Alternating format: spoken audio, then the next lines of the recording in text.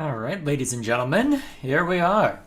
So, last week I had said that I was planning on continuing to stream Fallout, though I decided instead that it would be more interesting to continue going through the React content, especially given that amongst the Discord server where people have been posting stuff, I think there's 3 videos that I haven't looked at as far as what I need to mark off as whether we're watching or not, and of those that remain, there's actually not that much that I've already marked off as saying, hey, let's watch this. Although, some of this I don't expect that we'll get to tonight. And the reason being is that there's a couple of videos. One, I think it's called the TF2 Community Iceberg, which is 2 hours, which, no, I didn't realize that when I gave it the green light. And then another one, which I thought, oh, how I ported KOTOR 2's restored content mods to the Xbox. Oh, that could be really cool. 58 minutes. Okay. This might need its own thing, given the circumstances. I don't know if I would necessarily have enough to say on this, even if we did. So, it exists. Cool thing, but probably won't have time for that. Still, either way, ladies and gentlemen, we've got plenty to look at over the next couple of hours. So, let's go ahead and dive in. So we have the obligatory Three Houses discussion. We have something that I was curious about after it entered my feed a very long time ago looking at that. And then we have a smaller video talking about non-linearity from way back in ye olden days. My gosh, 2009. And then we've got what'll probably be silly in the grand scheme of things, but we'll see what it ends up having to say for itself. We'll see how far we get through that without getting a community guideline strike, or without getting age restricted, I guess. Place your bets on which one happens first and when. Either way, so let's go ahead and get started. So, first up on the docket is more talk about Three Houses. Fire Emblem Fortune's Weave comes out in about 3 months. Actually, closer to 2 months. I think, yeah, closer to 2 months at this point, because September 17th, I believe, is when it's coming out. So, a little under 2 months until we get that. And so I thought, okay, you know what? The video title itself is a bit clickbait because I'm sat there going, oh, hang on, I hate the Agarthans and all they stand for. That's quite the accusation, and there could be any number of reasons for that. Because the Agarthans are arguably the least explored out of any faction within Three Houses, and not without reason, since they are treated very much as people working in the shadows whom we don't really intentionally know all that much about, where they've kept very much to themselves, merely going out into the world to try and manipulate it to bring down the Church of Seros and the goddess that it worships. So, in that sense, we really don't know too much about it. And depending on the circumstances that led to the fall of Agartha, there could be any number of questions, and there arguably could be instances where there could be moral ambiguity thrown in there, so it's kind of strange that there isn't, where, okay, no, they were just unambiguously the bad guys when being struck down by Sothis long back in the olden days. So I'll be very curious to see what is done with this, given the circumstances. So, let's go ahead and take a look at what this has to say for itself. Given the title, I'm sure this will be hilarious. Oh, hang on. I am clearly a professional. I don't want to make this video. I'm sorry, it's not even a second. I had to do it. It was really only a matter of time before we got here. Well, given the other 2 videos that we're seeing here about your love of the other factions, I mean, I'm not surprised by that, but here we are. Or we talked about the single most frustrating and yet simultaneously disappointing factor of Three Houses / Hope's story. The Agarthans. Technologically advanced enough to drop ballistic missiles that can wipe out cities, and yet are dumb enough to waste them on proving a point. Well, to be fair, the one missile that they do launch allowed Hubert to track allowed Hubert to track them to Shambhala, so it is not without reason that they withheld from firing them off willy-nilly, because that sort of power is something that you should absolutely be able to trace. There would be theoretically clear limits. Arguably, if you are technologically advanced to throw stuff, you should have countermeasures, or at least an option to launch it from somewhere that isn't your main base, but either way. Cruel and malicious enough to experiment on children, and yet they for some reason allow at least one of them to live without any consequences. Well, given that her life has been drastically shortened, and given the fact that Lysithea effectively, well, I'm trying to think of the best way to put this. With Lysithea's lifespan being effectively shortened, and with how weak Lysithea's house ends up being, given its proximity to the Empire, and the lack of authority, relatively speaking, within the great houses of the Alliance, it's arguably the perfect place where you could leave such damage alone. And you could argue hubris in that case, which, I mean, I'm reticent to make that kind of argument because I don't accept that as a valid argument for Engage's villain chicanery, but I think in this case it works because there would be, well, if they cover their tracks well enough, how are you going to trace it back to them? I think that's the best way to put it. These utter clowns of characterization, these discount Grimleal dubstep goth basement dwellers give me a headache just thinking about them.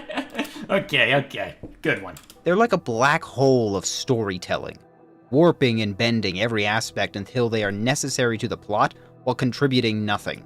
Well, besides manipulating a lot of the major factions, but shh. They just disappoint me. Okay. Alright, so that's the angle they're taking. So there were a couple of angles you could take. One would be the writing angle, the other would be the world building angle. So it seems like he's taking the writing angle, so let's see. Well, a matter of, hey, I think that there's some aspects to the writing that are lacking, so let's see what he has to say for himself.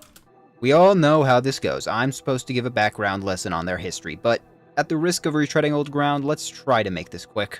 It won't be. The Agarthans are the original culture of Fodlan. Sothis showed up and started spreading goodness as well as her own children, the Nabateans, helping to advance the Agarthan society. Yep. The Agarthans got full of themselves and did some war with Sothis and her Nabateans. Yep, man, today would be a bad day to start a prehistoric war in heaven type conflict. Yeah, pretty much. Spoilers, they lost. Badly. And Sothis fell asleep after healing the land post-war. Yeah, the idea being is that the entire land basically looked like ALL, which they call the Valley of Torment, basically just a volcanic wasteland of just post-apocalyptic nonsense. So, did someone say Overwatch? No? Oh, well, I'm here anyway. Don't worry, we'll get to that. Also, hi Regal, how you doing? Fleeing underground, they bided their time, an act made easier due to their advanced technology, such as their cores, which house their souls and allow them to be passed on to a new body. Well, yes and no, but sure, let's go with it. Said cores were actually developed by a once obscure man named Epimenides, who appears to have risen to prominence just before the War of Heroes, or perhaps even during the First Agarthan-Nabatean War. Eventually, under the leadership of Lord Epimenides, their greatest mage and shaman, they devised a plan to wipe out the Nabateans who remained as Sothis lay in deep sleep. They found a seemingly random bandit named Nemesis, told him to steal the body of a sleeping god, and he decided that living safely was living boring, because he did it. Yep, that's pretty accurate. And never even got caught. Well, never got caught in the act. We'll get to that. For his act of grand theft goddess, the Dead Mouse Association churned up Sothis and made a Dead Mouse. That one took me a moment. Good one. Sword from her, took her blood and gave Nemesis the Crest of Flames, and jammed the heart of Sothis into the sword to allow it to work in tandem with the Crest of Flames.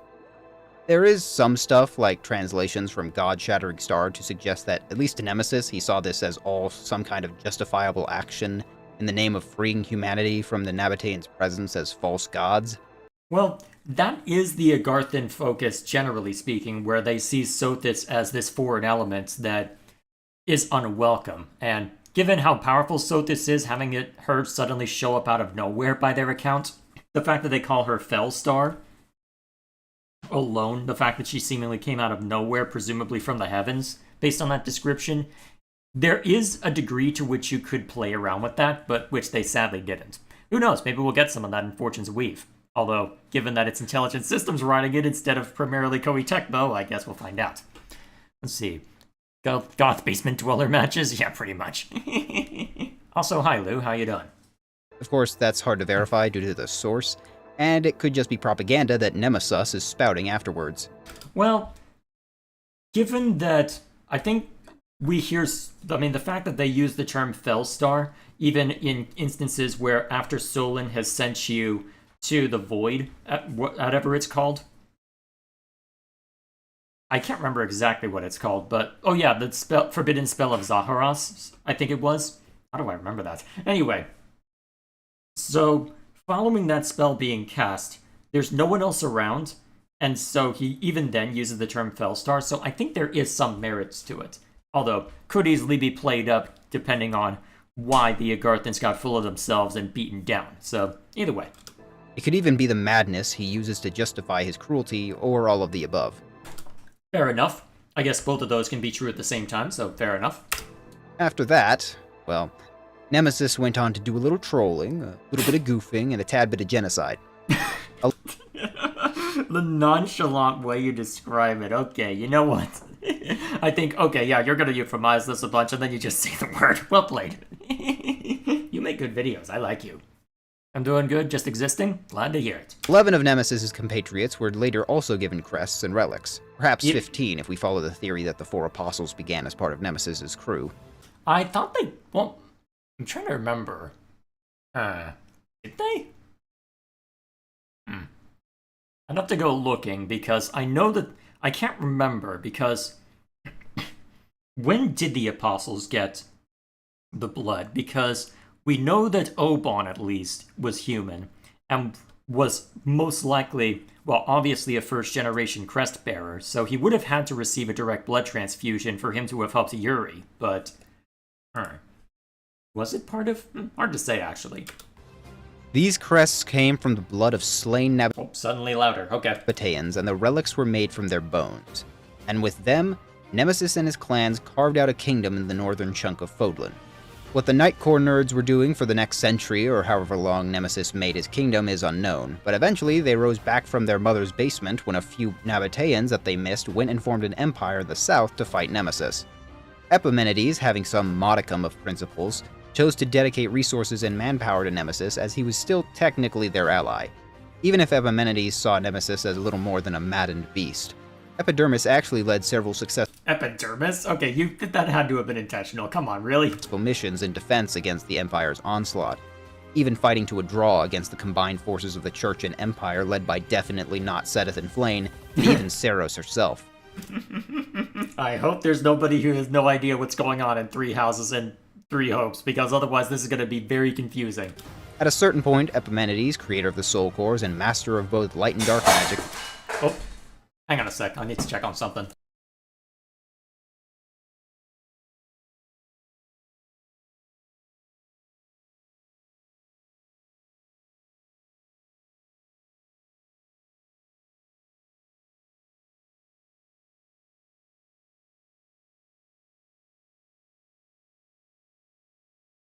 Sorry about that. Noises from the kitchen. Needed to make sure everything was okay. Alright, back to it. basically became a godlike figure to his people. Despite that, Nemesis still wound up stabbed to death in the middle of a field, and Epimenides' current body was probably killed. Lucky for him, his core and consciousness was passed from one host to the next, with him creating Arval as a sort of preparatory in-between in case of an emergency. I say that tentatively, though. There are two possible interpretations of how their cores work. First is that they transplant them into new bodies that they then adapt to their liking after, hence the body snatching, while still being able to turn into their preferred forms. Alternatively, they're able to maintain multiple bodies at once, like they're different forms or something. There did seem to be the possibility for that based on some dialogue from, I think it's the Church of Saros paralogue within Three Hopes. I think they did open that up as a possibility, because I remember Cornelia's, well, the name that the Agarthans used for Cornelia being mentioned again, so it's possible, but I don't know for certain. Although, it might just be that no, just take over a different body. I think that would make more sense, because even then, if you're still technically human, it would be a lot to try and manage more than one body, so I think that would be more trouble than it's worth. And they just swap between them at will, with the caveat that they will still die if killed even in a different form. Yes, people do die if they are killed. As seen with Cornelia and Arundel. The latter explanation makes more sense to me based off what we've seen in the games, but I'd love to see your takes on it. The lost people of Ratlantis would fade away and appear to go dormant for several centuries. It wouldn't be until almost 600 years after Nemesis that they'd make their move against Fodlan by aiding Lugh and his Northern Rebellion. Pan, an unknown figure who could be epidural for all we know, was Lugh's main contact for special soldiers and weapons. I don't remember this. Hang on. I don't remember this. Hang on. I need to go digging through this. How do we know that? I actually don't think Epitapanum, look it up, was Pan, and that's for a reason we'll get into much later. Their plan with Lugh actually worked as intended, as the territory of Fargus is split off from the Empire and made independent, splintering the power of one of their former enemies. Soon enough, a power struggle occurs in Leicester that lasts around a century, with them trying to be independent, getting taken over, and then getting independence properly due to a succession crisis. That which sachets into the deep may have had something to do with it, but details are vague. Also, I love how you keep coming up with unique names for these guys. Well played. Said it's not out of their wheelhouse due to Shambhala being located in Alliance territory. However, as we approach the modern day, they start ramping up their actions. They replace a beloved mage who healed the kingdom from plague, who proceeds to manipulate the new queen of Fargus, Edelgard's mother. They also have Happy locked in a closet somewhere, but that's not important right now. Yeah, totally not important. Yeah, never mind the experiments and with monsters and all that fun stuff. Yeah, totally not. Through these manipulations, they instigate the tragedy of Duskur to destabilize Fargus and grant Dimitri his own kind of madness. Well, here's what I wonder. How much of that was planned? Because were they intending to have Rufus take over the kingdom? Because it would make more sense if that were the case, because leaving just one member of the royal family alive, I don't know if that necessarily makes sense. You'd have much more of a vicious succession crisis if the entire royal family is wiped out, and you would have Rufus as a much easier to manipulate pawn if he was. So, to be fair, no plan survives survives contact with the enemy, but even so. Almost as if they're hoping for a second coming of Nemesis. To be fair, Crest of Blathed grants ridiculous strength. Meanwhile, a few years before, and kind of at the same time, in Adressia, they seep into the highest reaches of the country during a time of political unrest, replacing Lord Arundel with their current leader, Talus. You may wonder what happened to Epidermal, but we'll get to that. Yeah, that one's a bit ambiguous depending on which timeline you're in. Around the same time, the Alliance territory of Ordelia gets involved with Hrim's attempted secession from the Empire, and gets taken over by a specific wing of the Empire, one entirely made up of a certain type of dark mage. They proceed to experiment upon every single child there in an attempt to manifest two crests within their bodies. Only one is successful, and then they leave. I don't know why they leave, but they did, and if I'm remembering right, it was around this time that they replaced Tomas, a librarian who worked at Garrickmach Monastery. That sounds about right, because I think it was 7 years ago or something like that at this point, so I think that timeline, yeah, the math checks out of that. The timeline would appear to match up, although it's possible this was just when they became aware of him. All this leads to Edelgard being returned to the Empire just before the tragedy, brought back by her uncle, who is 100% a body snatcher now. Yep. They who slink under the drawbridge, listen. Okay, come on. You could do a retake on that, unless you want to be another funny. I'm scraping the bottom of a barrel here. I'm going to have to start reusing nicknames. Could it be possible that they left one member of the royal family alive, referencing Dimitri, I assume, to groom them into being a puppet? That's my first thought as to why they would leave one alone. Well, they already had Rufus as a puppet, so I don't know how well that would necessarily work. And they were theoretically doing that. They were just doing it with Edelgard. They had firm control over the Imperial household by this point, and they took the entire Imperial family captive as they finalized their crest experiments. Speaking of which... I think we all know the end result of that. Yes, Edelgard got imbued with the Crest of Flames. About this time, they were also involved in the sabotage and death of Lord Godfrey, the heir and only son of Duke Oswald, Sovereign Duke of the Alliance. Said event also led to the death of Raphael's parents. And I think the idea there was to destabilize the Alliance, though Claude coming in from a branch family from a random family member in Elmira ended up greatly disrupting that plan as well. Tiana, Oswald's daughter, also vanished, although that was just because she was looking for hot single Almirans on the other side exactly. of the mountains. Roughly a year before the start of the game, Tomas is certainly replaced by Solon by this point, and they kidnap Monica von Ox, an old friend? Well, simp is a better word. Stalker? Simp. Of Edelgard's. Simp. Thank you for the compliment. Simp. Edelgard is willing to allow this to give her yet another in into the church for her coming revolution.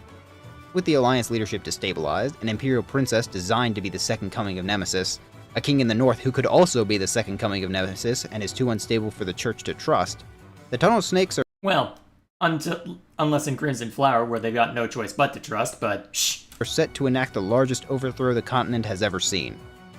And then they do a whole lot of nothing. Yes and no. They are slowly ramping up their actions over the course of White Clouds, i.e. Part 1, where you've got kidnapping Flame to try and get a hold of her blood. You've got the experiments with the demonic beasts, where they try and use artificial crest stones to try and make giant monsters, as we see, well, to try and emulate what Miklon fell prey to. You've got and then that also leads to Gerald's death, which then causes problems for Byleth and causes all sorts of trouble there, at which point they escalate further to try and get real crest stones from the Holy Tomb, at which point Edelgard makes her move, war's on. So it's not as if nothing is happening, it's just not moving at the speed of light. And to be fair, you see this throughout history as well, where it's easy for us to think nothing ever happens in the current moment, because it's easy for us to look at a textbook and say, oh, here's this war that happened in history, it lasts this period of time. So it's not as if nothing was happening, but if it appears that it's happening slowly, then yes and no. See, the greatest problem with the Agarthans is who they are during the game, despite all they're connected to in the background. All I've explained paints the picture of an intensely competent, secretive race that are master manipulators and organizers. But in practice, they dangle about in the story, only acting as accents to the larger players like Edelgard or Dimitri. Well, it's easier for them to, isn't it easier for them to act as such, as far as their manipulations? I mean, the fact that going in and dealing with them at Shambhala effectively breaks them as far as the game is concerned, which, to be fair, one could argue that it shouldn't have outright broken them given the amount of trouble we have with them in Scarlet Blaze, but even so. I guess that's a writing issue that you could point to, is that we don't have a good sense for how numerous they actually are. Is it an issue where they're spread too thin and they have to operate in the shadows? Is it an instance where they actually do have a decent number of members and are able to act with somewhat impunity? And it's hard to really gauge that because they are so secretive. Is it a case where, no, they present a very serious challenge, as we see with Azure Gleam and Scarlet Blaze on either side of the conflict in that instance? Or is it that they have to remain in the shadows, try and operate by proxies to harm as little of their own people as possible, such as what we see play out in Three Houses more generally? For being the driving force behind everything, they lack the subtlety that would seem to require. Bronya doesn't even bother to pretend to act like the person she replaces. So, to be fair, there wouldn't be as many people who would remember. Well, actually, there'd be a couple higher-ups who remember what Monica was like. And the fact that Monica was, Kronya as Monica was following around Edelgard a decent amount would look similar enough at first blush, though you do have people like Hilda who realize, hang on, something ain't right here, what's going on? Olin gets Tomas's mannerisms down well enough that people who worked with him for decades can't tell the difference, but Kronya isn't even trying. Yes and no. Then she has the Titanic. Oh, hang on a sec.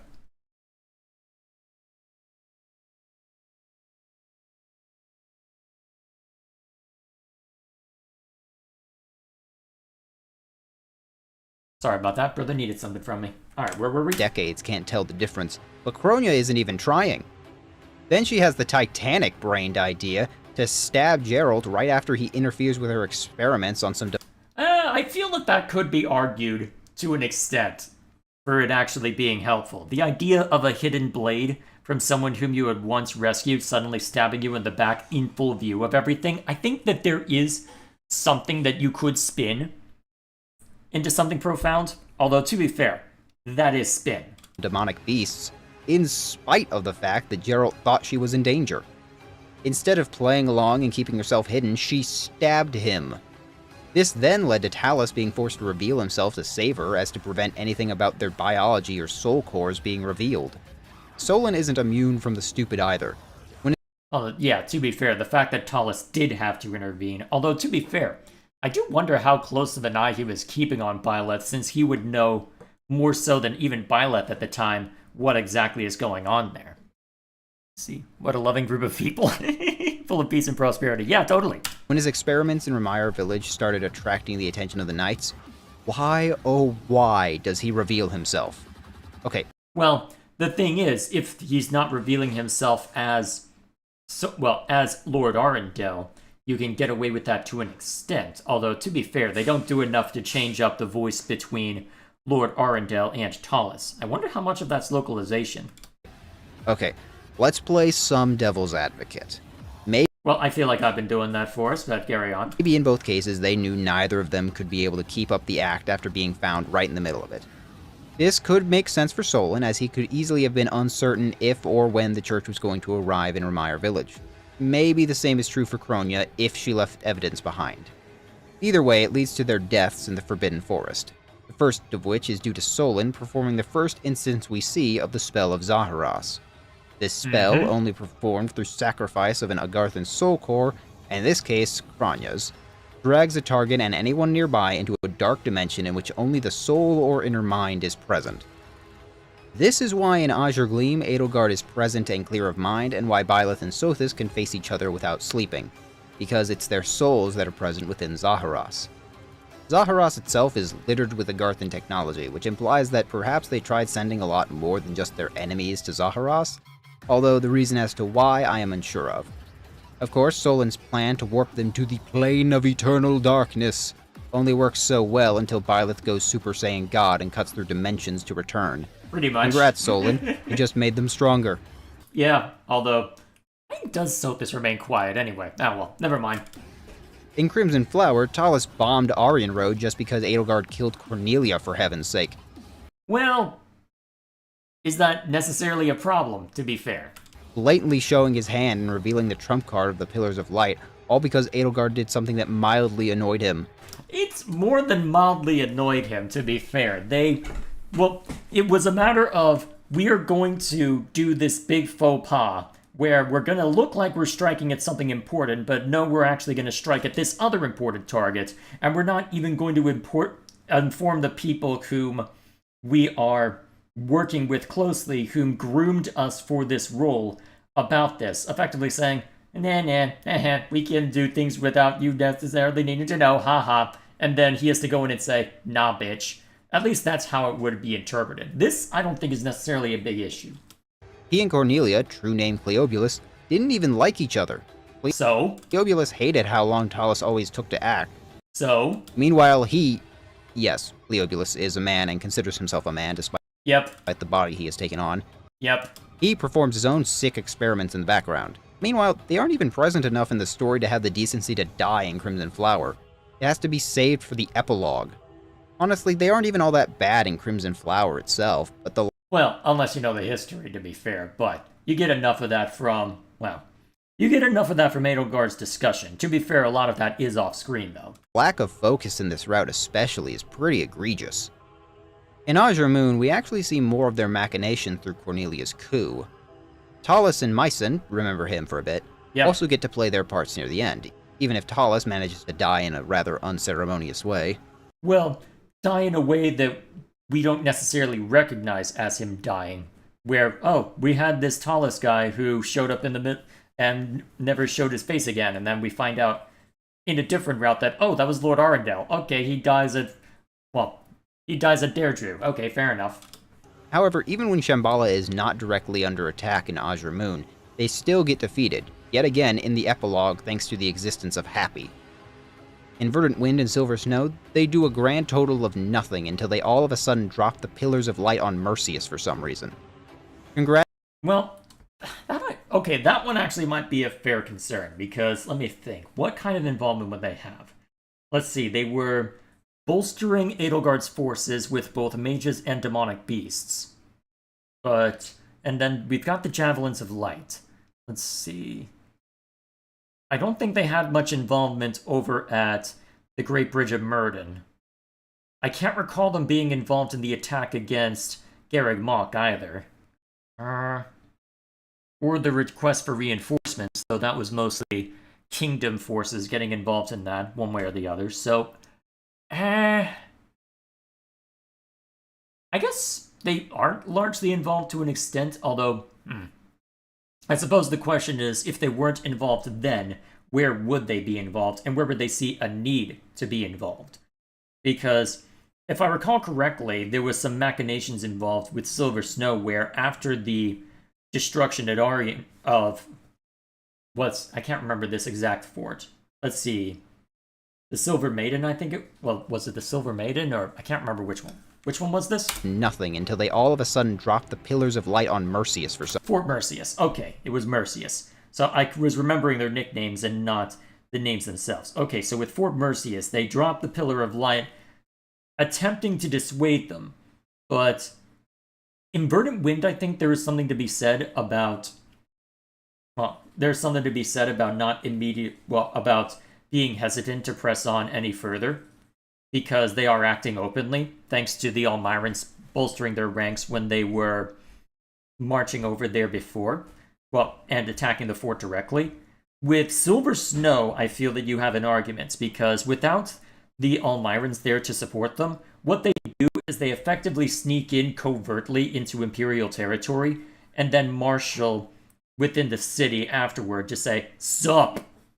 and then take it over. So in that case, you don't drop a javelin unless you also mind taking out Edelgard, who at that point has been very cooperative with them. So I think that there is arguments to be had regarding this. With Verdant Wind, I'll grant you, yeah, they probably should have been more involved and more actively trying to sabotage the Alliance. For some reason. Although arguably their machinations were involved in sabotaging the Alliance, because in Silver Snow, you're not involved in the rematch of the Eagle and Lion, and that battle does not end well for any side that enters that conflict.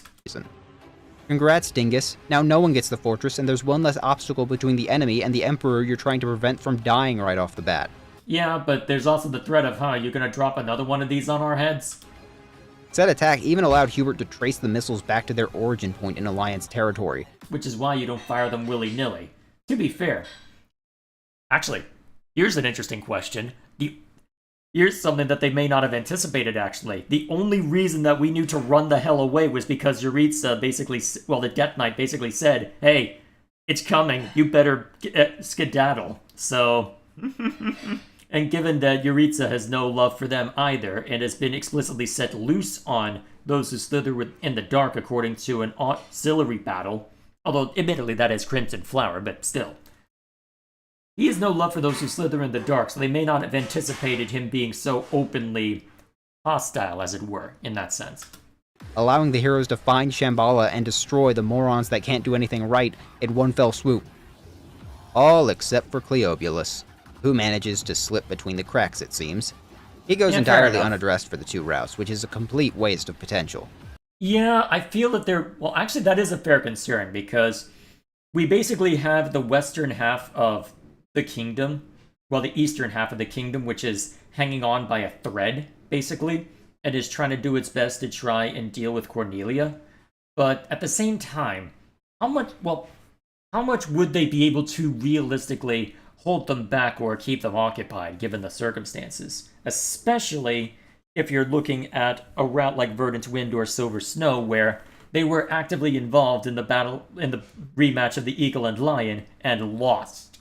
So, entirely fair.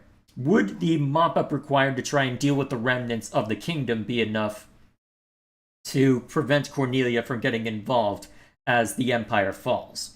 And is there a degree to which Cornelia could act independently to try and assault Garreg Mach while all this is going on? That, I feel, is the point that you could skewer the game on. With Solon and Kranya dead and Talus left for near the end, Cleobulus would have worked well as a middle boss representing the Sith wannabes. Then there's Nemesis. Yeah, they should not have brought him back. I don't care what sort of dragon sleep nonsense you give, they should not have brought him back. The undead army that they were apparently working on the entire time, but only made him rise from the dead after verdant wind. Yeah, that's the other thing that's strange about it. Why only Verdant win? I mean, we know the reason from a gameplay standpoint that you wanted to distinguish the final battle, since that Verdant Wind and Silver Snow barely change otherwise. Especially since that allows them to have some variation where, oh, I got an A support between Rhea and Violet. That means she lives. Yay! Okay, but... And that option's not available in Verdant Wind because Nemesis. Okay, that's why they did it from a gameplay and characterization standpoint, but plotting-wise, that makes no sense. At no other time do they deem the guy who effortlessly takes down Holst, one of the strongest people on the continent, and held back an Imperial and Church army for over a century, as a useful pawn. Maybe they thought they couldn't control him, but so what? It's not like they controlled him before, they just pointed him and let him loose. Things don't get much better in Three Hopes, because no matter which route you're in, Talus and the slippery, shady, spooky gang get kicked out of Enbar almost immediately, because for some reason, they held on to Monica rather than just immediately having Kronya replace her.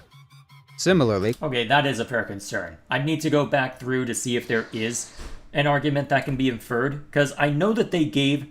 Well, I recall there was a point where I was writing a script for Three Hopes. I might still have it on this computer. At some point I want to revisit it after dealing with Engage, but I recall there being a throwaway line, well, not exactly throwaway, where it was explicitly said, hey, it's a miracle we even have this chance, which is lampshading, I'll grant you. It is not the best answer they could have given as far as why they have this chance, but they do make it clear that, hey, this is a once-in-a-lifetime chance, that, hey, there is some purpose to be had here. We are willing to let you go in some instances, but hey, we have this chance.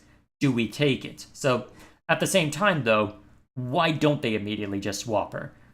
So, at that point, we would have to infer something about the process to take over her body or what have you, which, at that point, that's writing the game for it, and is going beyond what we can do.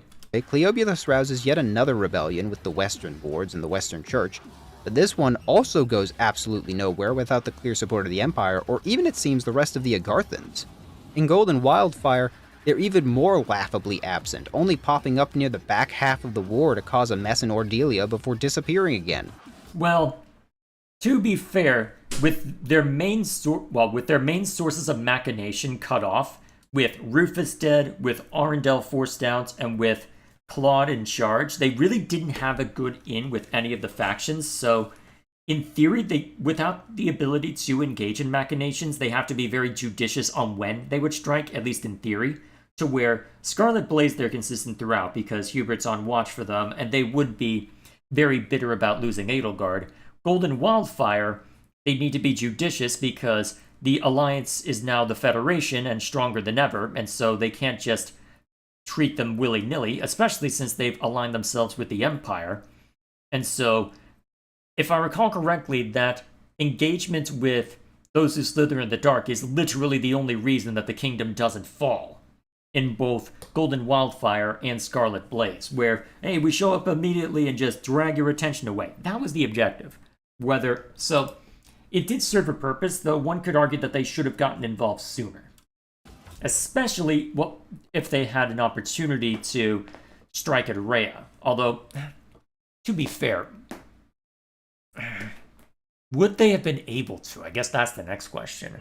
I don't know. The problem is they have lost most of their centers of power from which they could manipulate.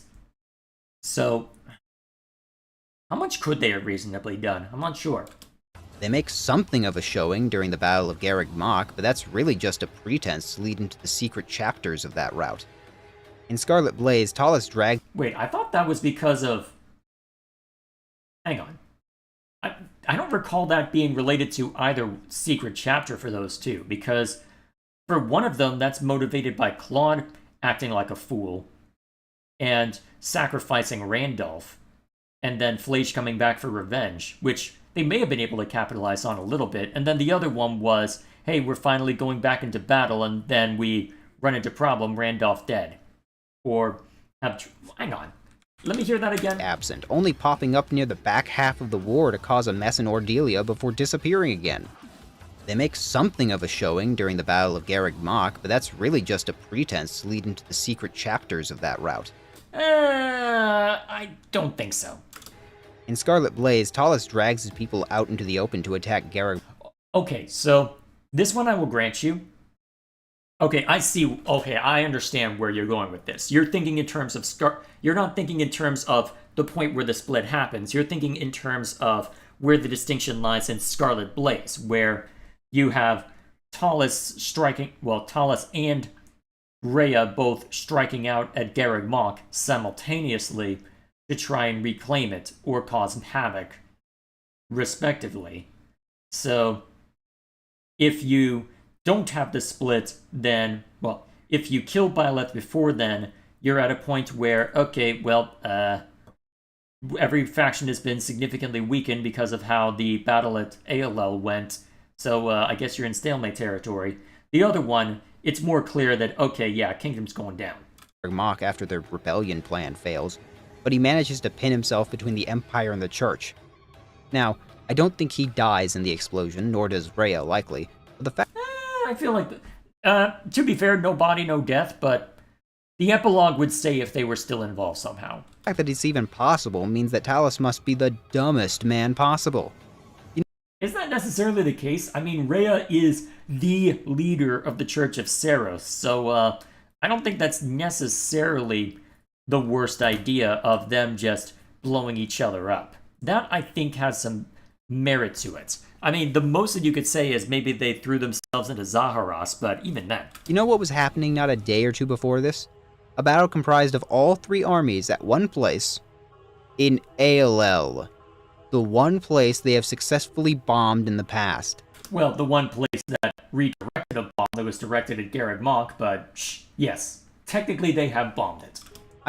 At this point, we find out that the Javelins of Light are IRBMs instead of ICBMs, right? Although I think IRBMs can still reach that range, but never mind me. Say successfully in quotation marks, as they didn't even intend to hit the place. Yeah, okay, yes, good, you're mentioning that. Instead of dropping the Pillars of Light then, killing every viable threat save the comparatively smaller Knights of Seros, who would still be at war with the Empire and the Alliance, they just let them all run towards the monastery. To be fair, yes, that would have been a smart time to unleash the Javelins.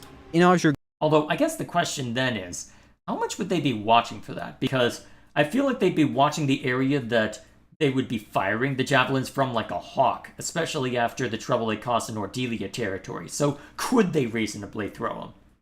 Well, okay. Actually, if you wipe out multiple leaders, you know what, fair enough. Yeah, that would be worth the risk. After Gleam, he pulls up out of nowhere to throw a Creststone at Aelgard, turn her into a monster you never actually fight, and yeah, that was disappointing. And then leaves her mind broken for the rest of the route. Furthermore, yeah, effectively just leaving it as a puppet. Their handling in Azure Gleam is arguably the weakest in Three Hopes. What does he do once he and the Duke are back in power? They let their army basically act like a giant frat house terrorizing the countryside of the Empire. Why? Instead, okay, that I will grant you, yeah, they should have just turned them into a lean, mean fighting machine and gone ham on the Alliance to try and knock them out quickly. Yeah, that I will grant you was dumb. Why? That was absolutely dumb. Why? Why? Why? Why? That I will grant you. Well, I guess the question then is, how much resistance would there be from the nobles at hand? Because here's the part that's really strange. Why is Monica left alive? Why are so many of the pivotal leaders left alive? I mean, Caspar wouldn't be much of a threat. His father is enough of a military man that he would linger on regardless. You could argue the same for Linhardt's father. Hubert's dead, Ferdinand von Eyre is almost certainly dead, so you could argue that enough pivotal leaders have fallen, especially with Edelgard being rendered basically a puppet to where they may not have necessarily been able to project strength, and would potentially have to worry about, hey, I got used to how things were under the new Empire. Things were great. Why are we going back to this? What the hell? And so they may... Honestly, that's what they should have focused on, is that instead of allowing the Empire's army to run rampant, perhaps they make it a point that there's a ton of internal strife.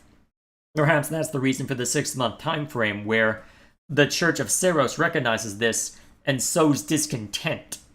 That, I think, could have been a far better capitalization on that, or where they had to remain in Imperial territory because they're having to constantly suppress little uprisings instigated by the Church of Saros. That could have been good. Why are they deliberately wasting their time and energy tearing up the Empire and making its populace angry instead of, I don't know, fighting back the three-pronged invasion they're currently dealing with? Well, to be fair, the three-pronged invasion wasn't for another 6 months, but the point stands. Yes, they absolutely should have run a rampage, especially since they knew that the most dangerous faction, the Kingdom plus Church Alliance, was actively weakened after having suffered losses at Aryan Road thanks to Edelgard going full, I can't remember exactly what that form is called, going full demonic beast, I guess we'll just say, and with them potentially knowing that Dimitri is injured. They don't have an inroad with the kingdom right now because Cornelius has been killed, or has at least been forced back, but even so, that's exactly why they should care about knocking over the Alliance as soon as possible to try and at least knock out one major domino before things could really get fun. Once more, they wind up at the monastery, except now they have 3 armies all united against them, and a very, very angry Dimitri aimed directly at Talus. I mean, that's something that they failed to deal with in Azure Moon as well, but that's beside the point. Yeah, I bet that Nemesis army is looking real nice right about now, Talus. Yeah, they really should have brought that out as the nuclear option. Bet you wish you'd used that, Talus. Actually, hang on. So, I guess here's the next question. Do we believe that the 3-year difference between the ending of Azure Gleam versus the ending of Azure Moon would be enough for that army to be ready? I guess that's the real question. Unless they're going to use the month-long gap, although by that standard, are we going to use the month-long gap between the end of Verdant Wind versus the end of versus the end of Silver Snow to say that? Okay, that's starting to get into realms of absurdity, so fair enough. Epimenides would never have allowed this to happen. Yeah, because he couldn't intervene. Yeah, okay, I know. I understand your point, I just gotta be cheeky. Which brings me to the one point of greatest disappointment. Epimenides shows that they used to be something more. Before Talus and his basic even villain spiel, before Solon and his god complex, before Cleobulus and Cronia's terrible acting, Epimenides clearly showed a side we'd never seen in the Agarthans. And a side that may not have been intended, seeing as this came from 3 Hopes, but still, it is part of the canon now. In his own words, he was just an ordinary man. An ordinary man that saw his world and his people under threat and took action. Perhaps he was delusional. Perhaps the Nabateans and Sothis were not really harming or subjugating the people of Fotland, but at least he believed in something. Actually, hang on, I want to dig up... I remember writing a decent amount about Epimenides when he was first revealed. Hang on, do I still have that script? Hang on, I still have all my footage of 3 Hopes. I should have that script fragment. Hang on. Where is the... Ah, here it is. So it would have been part 2, since that was the story. Let me find Epimenides. What did I say about him? Okay, that's all the contrivances that result in this being seen to. Okay.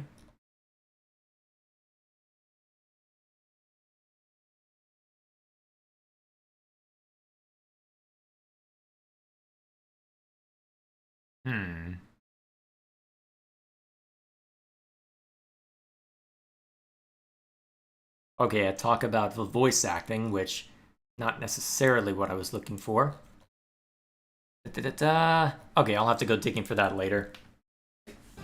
At least he loved his people that is near extinction by the point of Houses and Hopes, but he still wants to save them, even when the likes of Solon or Talus don't care an inch what happens to their fellow Agarthans. He even feels remorse at the idea of taking the autonomy away from Shez and Arval, which, might I remind you, Sothis herself doesn't bother to do to Byleth in the same game. Well, that's also because, in theory, this is the point where Sothis completely wakes up, not when Byleth is about to take an axe to the back.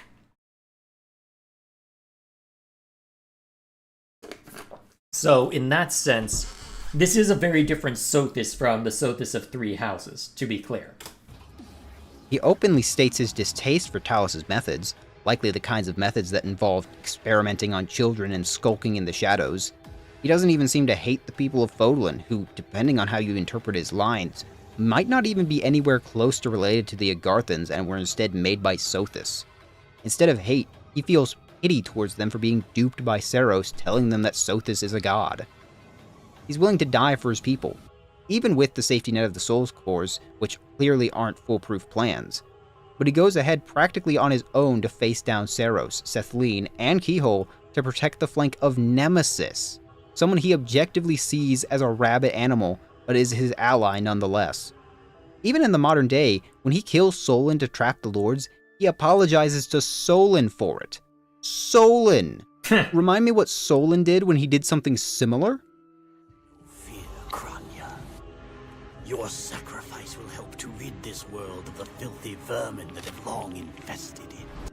Within Zaharas, he states his reason for killing the Lords is to allow the land to heal, to end the wars that they all caused.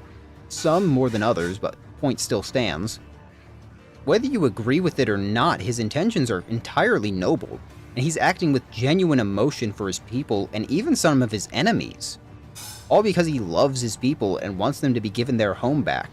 And this is where things could have been interesting if that had been further explored, because you have Epimenides as the exception, where you have, well, you've got Talus, you've got Kranya, you've got Mycen to a lesser extent, you've got Cornelia, where you have all these people who have been for lack of a better phrase, stewing in the darkness for so long that they are only fueled by vengeance, even clearly at the time when we have the paralogue with Epimenides. So, and yet you have Epimenides who is just the ordinary person. So, hang on a sec, let me see if I can, let's see. I kind of want to go looking for what I had written here.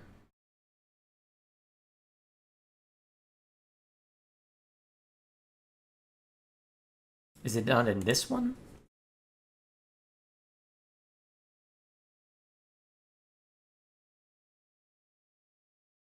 Okay, that's not it.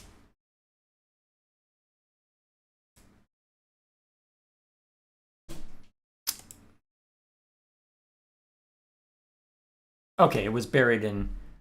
Okay, so let's see. Okay, I had ended up latching onto a different detail instead of what he's talking about. Okay, I'll save that for later then. And for said home to be healed. This is a glimpse into what the Agarthans could have been. Not what they are now, but a people who want their home back and will go to any length to see it done, even if it means killing the people who live there now, who have had their society and culture slowly dying beneath the earth as they tried to hide away from a godlike entity that just appeared one day and asserted itself over them. And yet, Epimenides was lost. We see in Azure Gleam multiple times that Mycen encounters Shez and is downright flabbergasted to see Epimenides' power dormant within him. In fact, it appears that some Agarthans aren't even aware of Epimenides' existence, or if they are, they don't recognize his power in Shez. How could this have happened? How could the greatest mage, a downright savior to the Agarthans, be lost, and they didn't even seem to care enough to remember him? Well, I guess it depends on how... I guess the only argument I could give to that is if they were so singularly focused on their objectives, but at the same time, that starts into getting into defenses that I would hear for Zethia in Engage, which I'm not nearly as willing to treat with such courtesy, so fair enough. Well, and this is entirely a theory. I put the game theory. Sorry, how someone had to do it. Blame on Talus. Epimenides didn't approve of his methods and was revered by the Agarthans, probably as the closest thing to a god they might have had.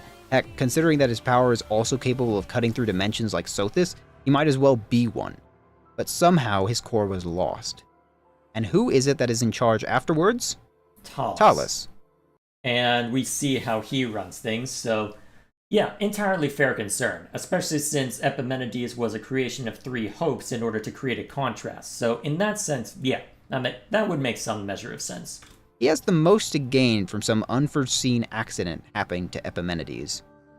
Epimenides would not do something so short-sighted as to attack or hinder his own ally, like Talus did with Aryan Road. Nor would he take the dirtier, more foul tactics Talus clearly preferred.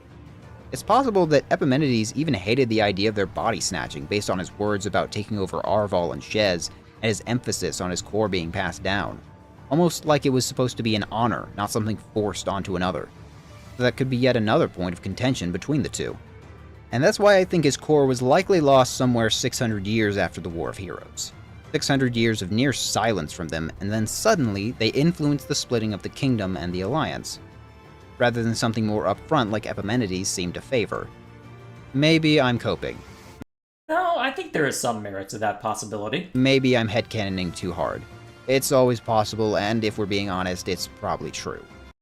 Well, I guess we'll just see, because that was the benefit of the world they created with Three Houses, is that, I mean, you joke in, I think in one of these, yeah, Elmira and everywhere else is laughably irrelevant. You joke about that, but at the same time, that is the benefit of how much they built out the world. The fact that we know a decent amount about places like Bridget, like Dagda, like Elmira, that have very little actual direct influence on the story, which then means that they have a rich world that they can tap into to where we could genuinely end up with these questions being explored in Fortune's Weave, even though by what we can figure out, assuming they're operating by the same calendar as Fodlan, it's at least 2 or 3 centuries in the future, probably more than that. I think actually probably closer to 4 centuries, I think. So the fact that it is centuries in the future, if they are operating by the same clock, means that there is a possibility that they could explore this, because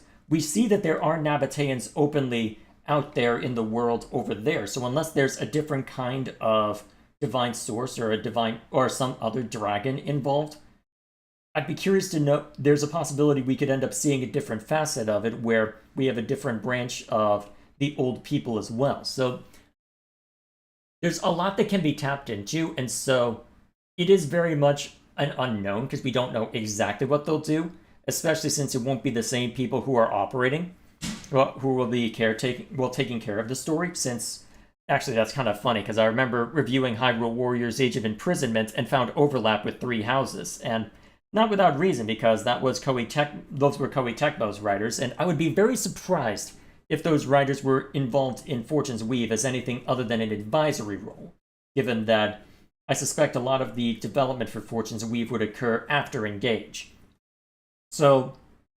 which was almost exclusively Intelligent Systems. So I'll be very curious to see what they do from a writing standpoint and from a world-building standpoint, but it's not as if there is zero possibility of this being explored. But even if I'm wrong, ask yourself one question. Of the two, who do you think could have maybe influenced the Agarthans to be even an ounce more nuanced? Talus or Epimenides? I believe the answer is abundantly clear. Yep. In the I don't want to... Okay, I've already done that joke. end, those who slither in the dark's greatest weakness is their wasted potential. Yep. For all the setup they have worked into them, for all the music, aesthetics, and gameplay opportunities, and for the unique position they have in the story itself, they waste every possible moment, save for the glimmerings of potential we see in Epimenides and occasionally elsewhere.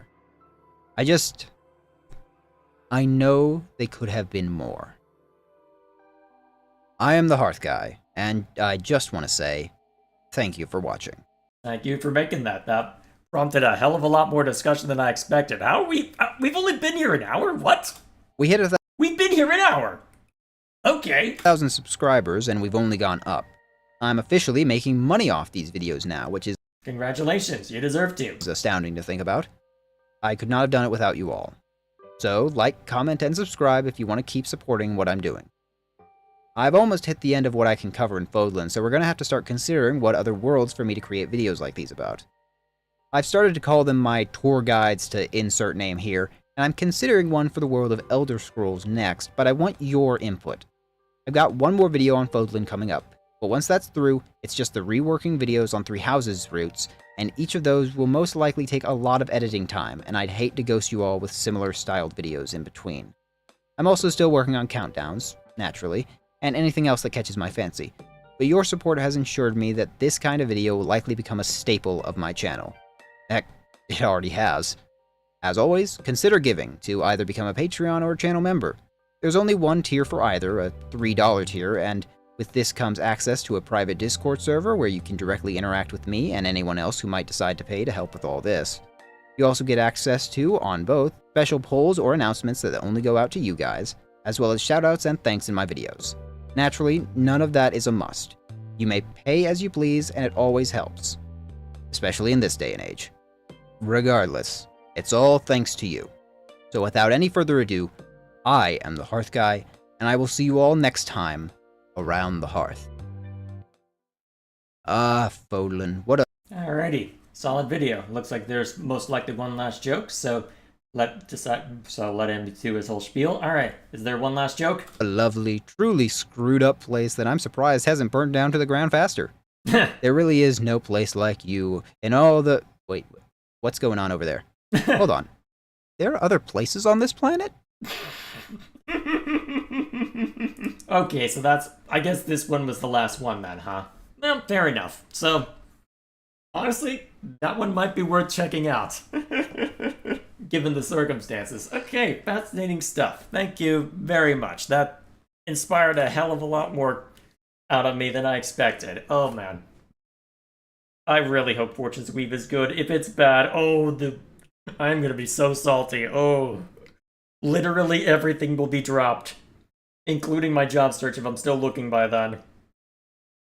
Explicitly so I can tear it to shreds. It better be good. Honestly, I'll even accept half as good as Three Houses at this point, but either way. That'll be all for that. Is there anything important I missed? The evil Dimitri attacking the poor frail old man? Yeah, totally. It's just Dimitri. Other places exist? Yeah, believe it or not, there are places outside of America. I mean, Fodlan. Let's see. What if it's 5 times worse than Engage? It would have to be literally technically unsound in every aspect that counts for it to be 5 times as worse as Engage. The story would have to be literally non-functional from beginning to end for it to be 5 times as worse as Engage. There are major flaws with Engage's writing and world building, and there are pockets of this gameplay components that aren't great. It'd be easy to 5x the gameplay components as far as being worse. Story-wise, the story would have to be completely non-functional. Still, I guess we will see. It'll be fun. Glad you liked the video? Yep. I can't remember. Was it you who recommended it? Hang on, where are my notes? Yes, it was. Much obliged. That was great. Alrighty, that's one down. We are not going to get through as many of these as I hoped. So, now, speaking of Overwatch, since that it was mentioned earlier, what a segue, I know. So, I believe I've mentioned that, so we ended up watching a video regarding, I think, Moira's character design and analysis of same. Last time we did a react stream, and this time around we're digging out a video that I was curious in, because one of the big complaints of Blizzard at the time that I was keeping track of them, where you had, you had StarCraft, you had World of Warcraft, you had Hearthstone, Heroes of the Storm, and Overwatch, all of them which were trying to operate in this weird middle ground where they were trying to both appeal to the sweats, as in appeal to the hardcore crowd who wanted the big competitive scenes, while also trying to appeal to, well, the casual crowd who wanted everybody in. And I think it's probably the most apparent where that strategy failed with Overwatch.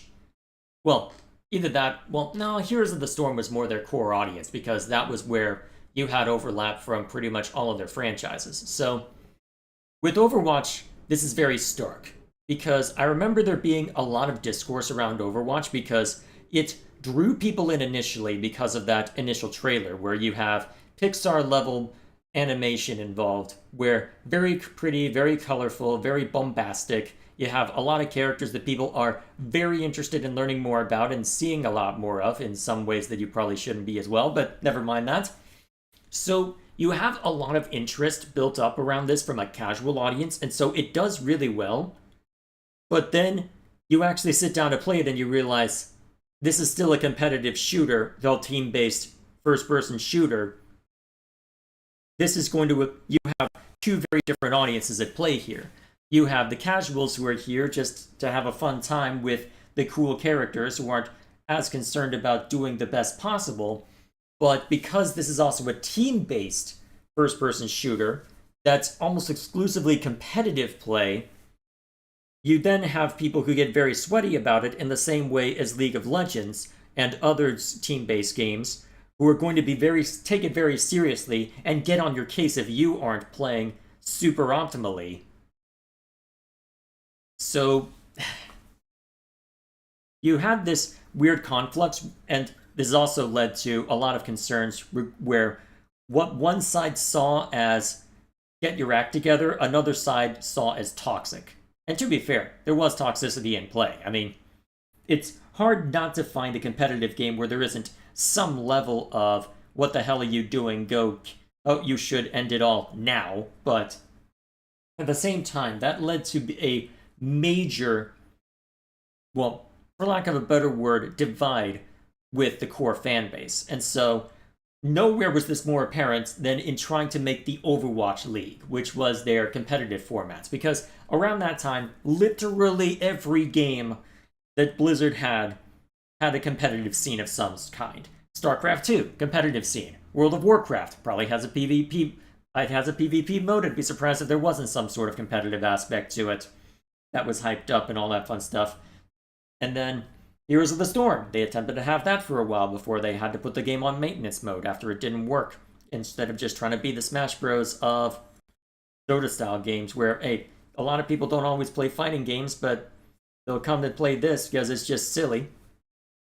And you've got Overwatch, which could have just been a fun casual romp, especially if they had done more PvE content sooner, but then they hitched themselves to a live service model where they got stuck just making skins and new characters all the time, and then eventually having to run out of steam and then try and reboot it and then run out of steam again and then try and reboot it again. And I'm pretty sure it's run out of steam again, but actually, what sort of player counts is it seeing nowadays? To be fair, I don't keep up with Blizzard that much right now, so it would not surprise me at all if, well, the $500 million failure of the Overwatch League, this title alone does not surprise me, purely based on what I remember of Overwatch, where you have this major divide, and the thing is, it can be a lot of fun to play a game like this, but is it necessarily fun to watch it? I remember that being another major thing that people were complaining about, is with how flashy it all is, with how much is going on at once, it's not necessarily so bad if you're in the thick of it, where you eventually grow acclimated to it, but is it actually perceptible to where someone who doesn't know anything about it can watch it? Because I remember hearing a few years ago, where people would treat the International for Dota 2's big international tournament as basically the Super Bowl of esports, where even if you don't play Dota 2, you'd watch it because there's all this stuff that goes on with respect to it. Well, people can get very detailed in. But does Overwatch have that sort of thing where it's easy to understand in that sense? So, and I don't think it does, if I remember correctly. So I'd be very curious to see what kind of stuff was discussed here. So give me 1 second to mess with a couple things and then we'll get started.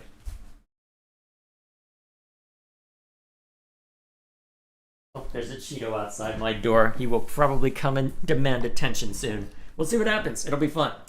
The Overwatch League was a moment in time. A multinational league with 8-figure investments from some of the world's richest men who own storied franchises in sports, hosting events at huge venues like the Barclays Center, and allowing DJ Khaled to do this for some reason. What? Overwatch League! What the hell am I watching? Already, I am understanding why this thing failed. What is this? Sometimes I forget how competitive shooters are as I get domed in the head for all my HP by a person doing a 1080 while going the speed of light with magical movement. But I love it. Somehow I forget how competitive shooters are. Sorry, I said that wrong.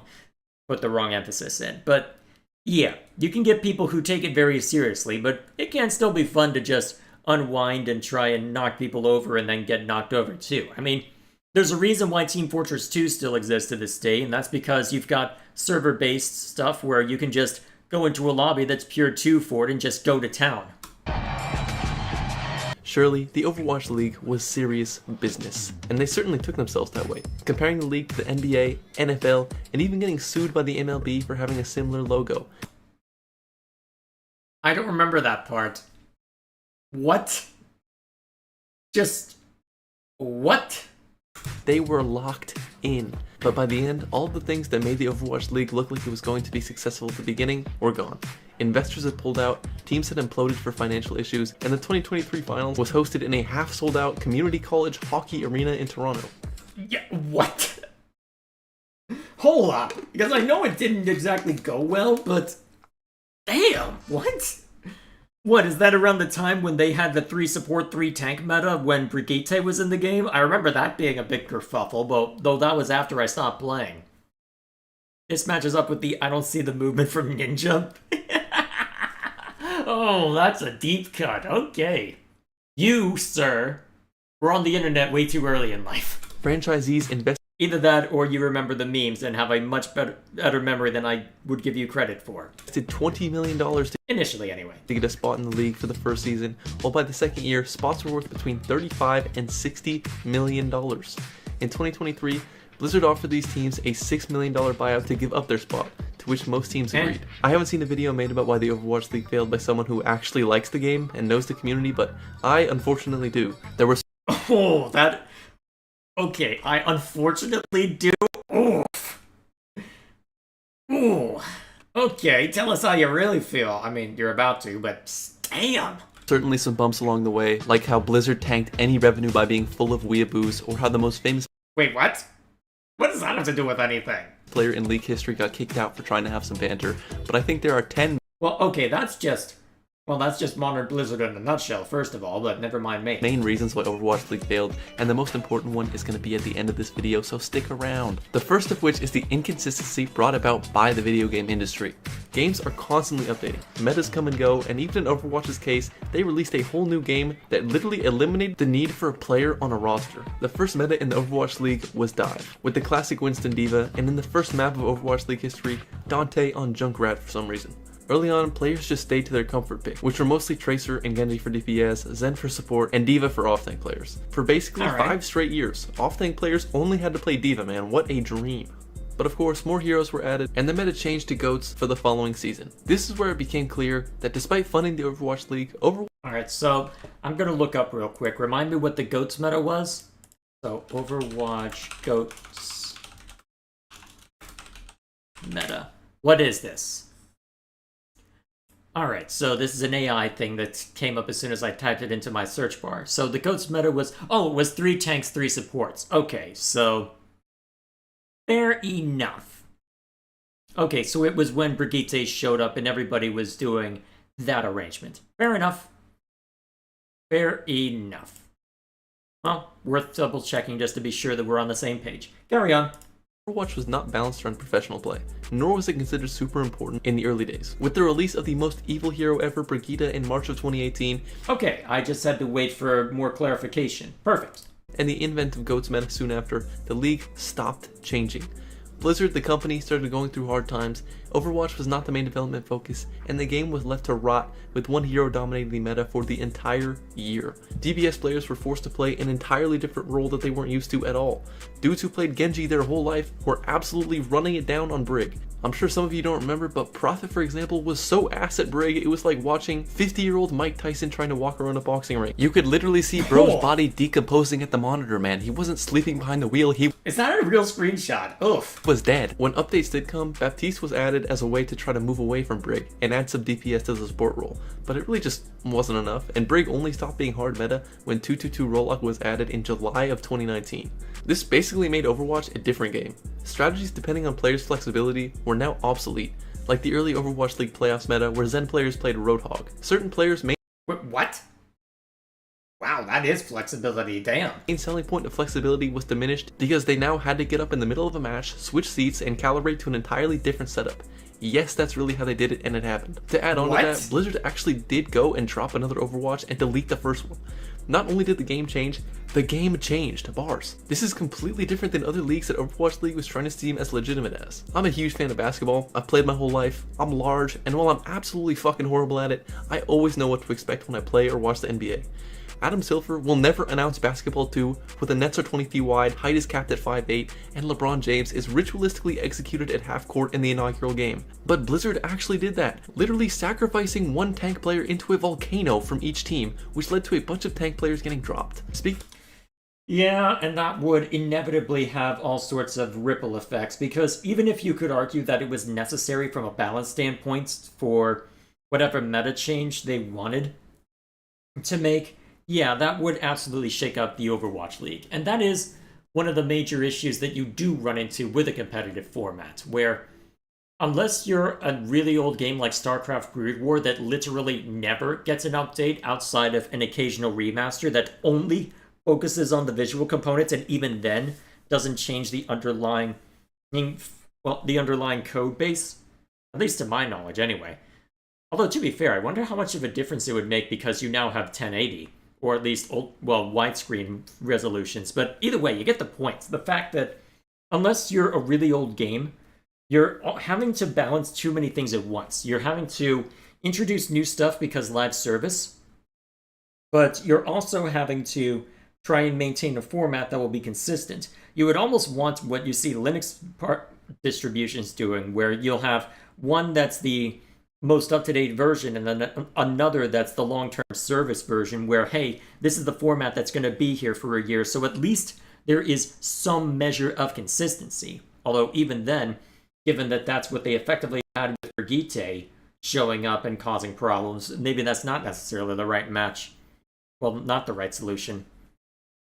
Let's see. I love competitive gaming trash talk, especially in Counter-Strike. Oh, jeez. Told you to rush B. Yep, those were the good old days. Oh. Well, I didn't live through those days, but I hear about those days sometimes. I got to live a little bit when Halo the Master Chief Collection got put onto PC, but for the most part, people remain quiet nowadays. Speaking more on the topic of balance, because this is honestly the most boring reason the league failed, heroes on launch are designed to be absolutely broken. Yes and no. They are designed to be unique and in order to grab people's attention.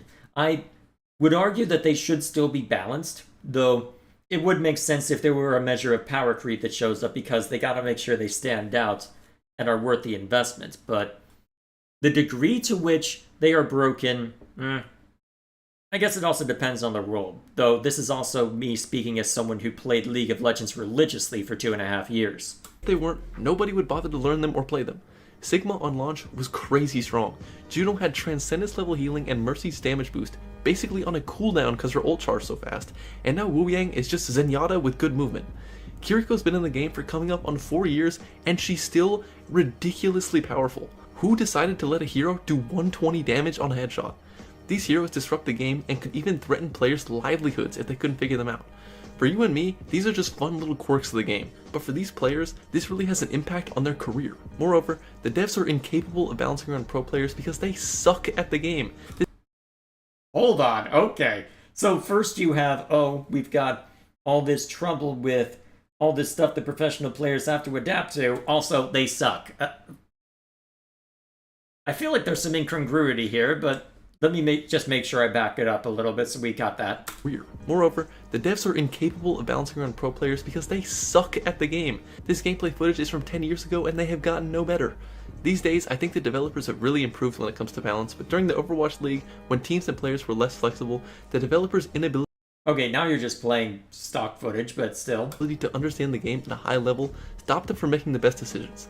If they did listen to pro players, there's absolutely no way Adolf Hitler in Japanese clothing, Kiriko, would have been added to the game. What a ridiculous... Hang on, hang on! Is there context here that I'm missing? What do you mean? Hang on, let me hear that again. Absolutely no way Adolf Hitler in Japanese clothing, Kiriko, would have been added to the game. What a... Hang on! What? Hang on. Hang on, what is the context for this? What do you mean? What does that mean?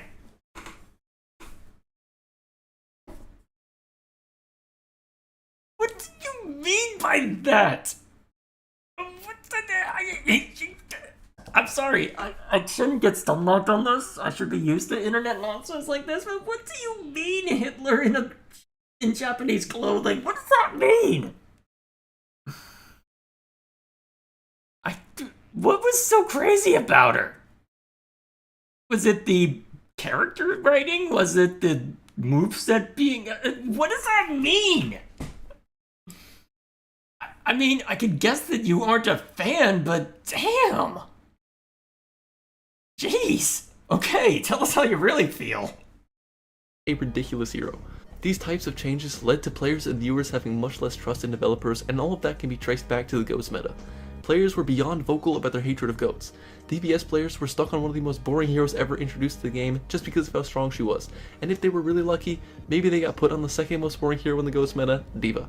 Some DPS players did get to play Zarya and keep that damage roll feel, but it very obviously wasn't the same. Pro players and content creators these days at least have some direct line of communication with the developers, and it's really the worst kept secret ever. I mean, they have a Discord server, but in the before times, there was really no way for a player to communicate with developers about what changes they wanted to see. The most direct way in the first stage at least was to just get up in an interview and complain like Hydration did here. There's never a good situation to use that thing. Whenever you pull it, 6 players will look at you, they will use every single cooldown on you, and you're just gonna get booped all over the map, and then you're gonna miss all your slashes, and then your dash is gonna get messed up, and you're gonna die. But obviously that's no way to voice serious complaints.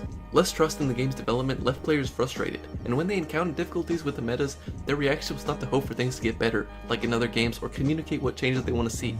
They just quit the game because they had no hope that things would actually get better, and there were probably greener pastures with new Overwatch killers coming out for them to play every day.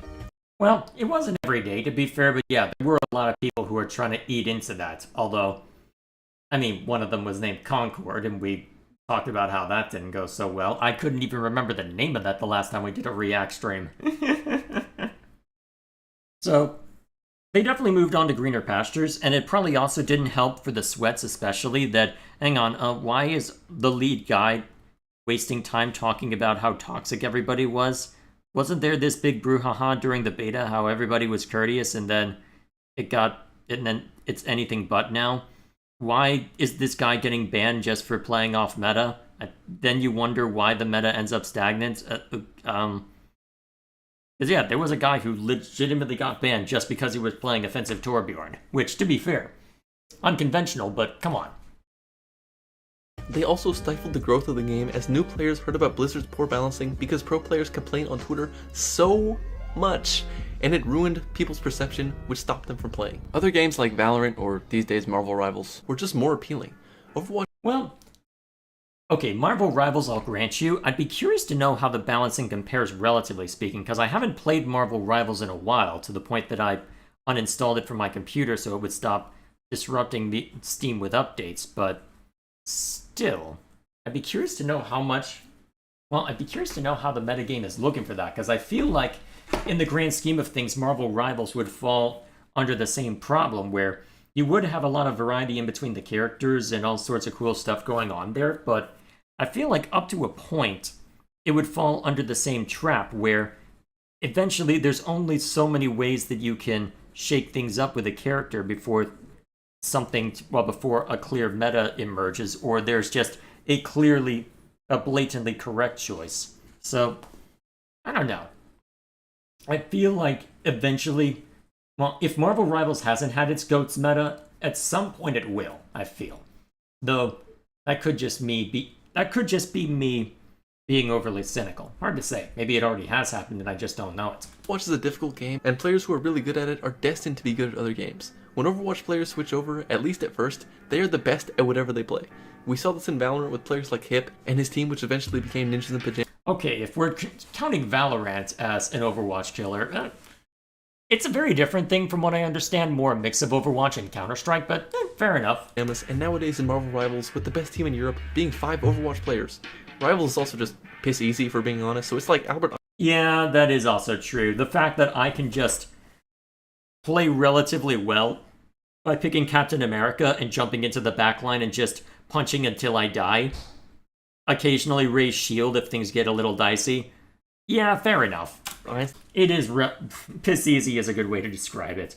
The fact that I can do well. The fact that here's the thing. The first time I played Marvel Rivals, I was playing on a console and I was winning with Captain America. That's how easy it was. Time competing in a first-grade spelling bee, but still, new games also pay really well because there's always hope that the game is going to be the next big thing. So there's just so much more money to be made by switching games whenever a new one comes out.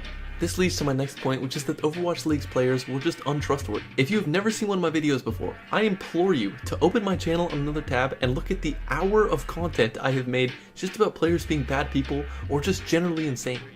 Okay, well, you have got my attention. So, you ruined over. Oh,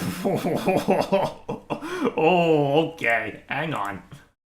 Okay, hang on. I'm throwing that into the Unscripted channel's algorithm. Okay, this I need to know. Okay. Overwatch broke the... Okay. Broke the English language. What the hell is this? Okay, now you're just being doomer. Or just silly. Well, okay, that's probably just clickbait. The many scandals of Blizzard Entertainment? Okay. First of all, you should not be able to only get 20 minutes out of it. You should be able to get a hell of a lot more than that. Oh, this is what you were... Hang on. So you're actually going to explain the big deal with her? Okay, let's throw that into the watch later. Cool. I have no idea who that is, so that's accurate. Hang on. Okay, so you got a guy who's mouthing off. A guy who's... Okay, one-trick pony. That's not necessarily the biggest idea. Craziest Overwatch teams of all time. Chinese... Oh, what the hell? Greatest cheater, presumably that's the game and not relationships. Sued for $2 million. What? Hang on, how? What? What did he do? Okay, so being alright, so being mouthy. Okay, so I mean Korean esports players being Korean esports players, that's not necessarily newsworthy. Okay, so another craziest Overwatch players of all time. I mean, I feel like there's a bit of a jump from so stupid to Chinese. What the hell?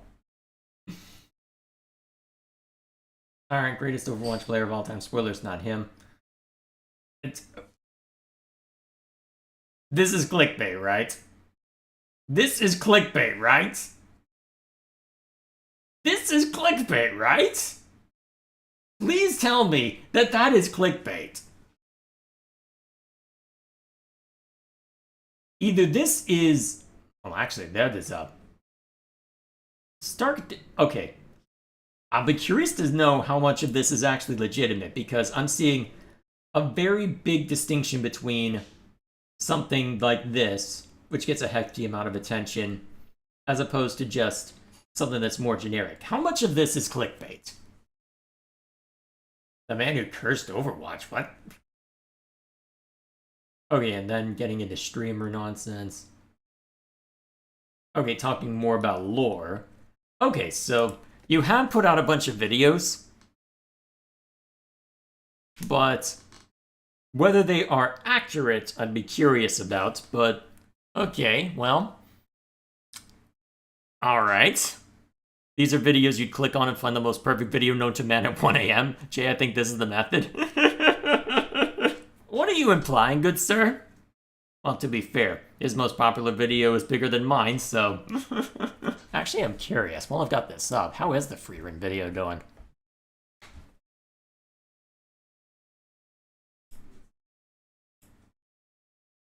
Come on, now's not the time to be acting slow, channel analytics. Okay.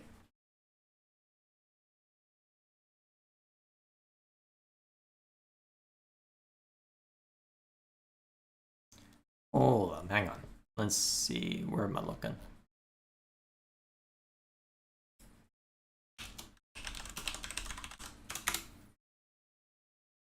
Respectable still. Looks like it's largely tapered off, but so be it. Why is that video doing better? Did someone talk about him lately? No matter. And best thing's the titles won't even be mentioned once in the video. Yeah. After hearing about Concord for the first time on stream, now I can't stop hearing about it. Well, to be fair, you don't hear about it very often anymore. Although, You hear it occasionally whenever there's a major flop or any major issue. I remember there were people going, well, I mean, Marathon's having trouble, but it's no Concord, which, to be fair, it has completely blown apart perceptions of bad video game releases by being just that unsuccessful. But either way, that's getting off tangent. So, what else we got? But beyond that, players were brand risks, had crazy churn, and to be honest, caused a lot of the problems in the league.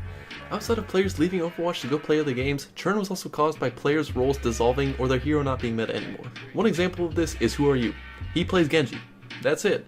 If Genji is not meta, he does not play Overwatch. He's stuck around though, playing at the highest levels since That was a random clip to toss in, but okay. 2016, and he has gone from 13-year-old prodigy to resident Korean unk.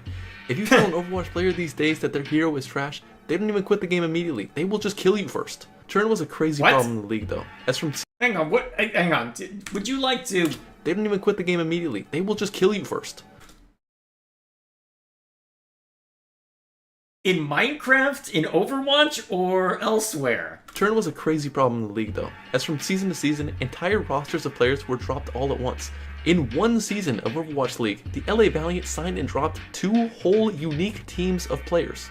The problem was created by teams and the league themselves as financial volatility changed teams' abilities to pay players throughout the year.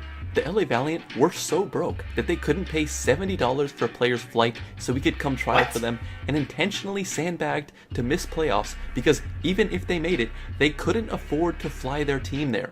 How? I'm unemployed and I can spend that kind of money right now. What? I shouldn't, to be fair.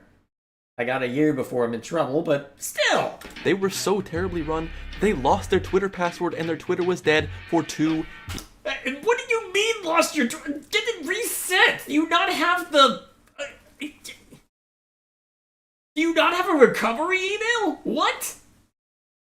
Doesn't... Okay, this probably was before Twitter mandated a phone number for you to get an account, but still! Chinese Hitler, somehow they don't... Oh, jeez. You know what? Probably killed an equivalent number of people if you look at history, so fair enough. years. This was an organizational problem, and many orgs faced similar situations, like the Titans and Eternal, as owning an Overwatch Oh, that was an unfortunate ult. League franchise was like throwing diamonds into the void in Minecraft. It was just a complete waste of time and resources, especially for the rich owners of the league. Well, speaking of Minecraft. Every year funding decreased, and I'll touch on it more later, but staff was cut. Also, I know I'm the last person to talk about audio quality given the circumstances, but did you change volume suddenly? Is that just me? It feels like you went up an entire 2 to 5 decibels there. You might want to do some normalization when you're recording that later. If this is another session, that's fine, but you might want to be watched for that. I should make my own free run video because I have an opinion on it that's different to everyone else's. I'll go for it. Sure. More meat for the grinder. Although, to be fair, if it is a unique take, then yeah, go for it. I encourage that. And even, well, as long as it's unique, I mean, that'll certainly get you attention. I can't necessarily say it will be well received depending on what kind of take it is, depending on how controversial or, I guess, unique it is, or bad, depending on the circumstances. Although, honestly, sometimes the videos where you completely screw up are the ones you learn the most from, so I feel like I'm not doing a good job at encouraging. Yes, I encourage you to try it out. It is well worth experimenting with. Oh, hang on a sec.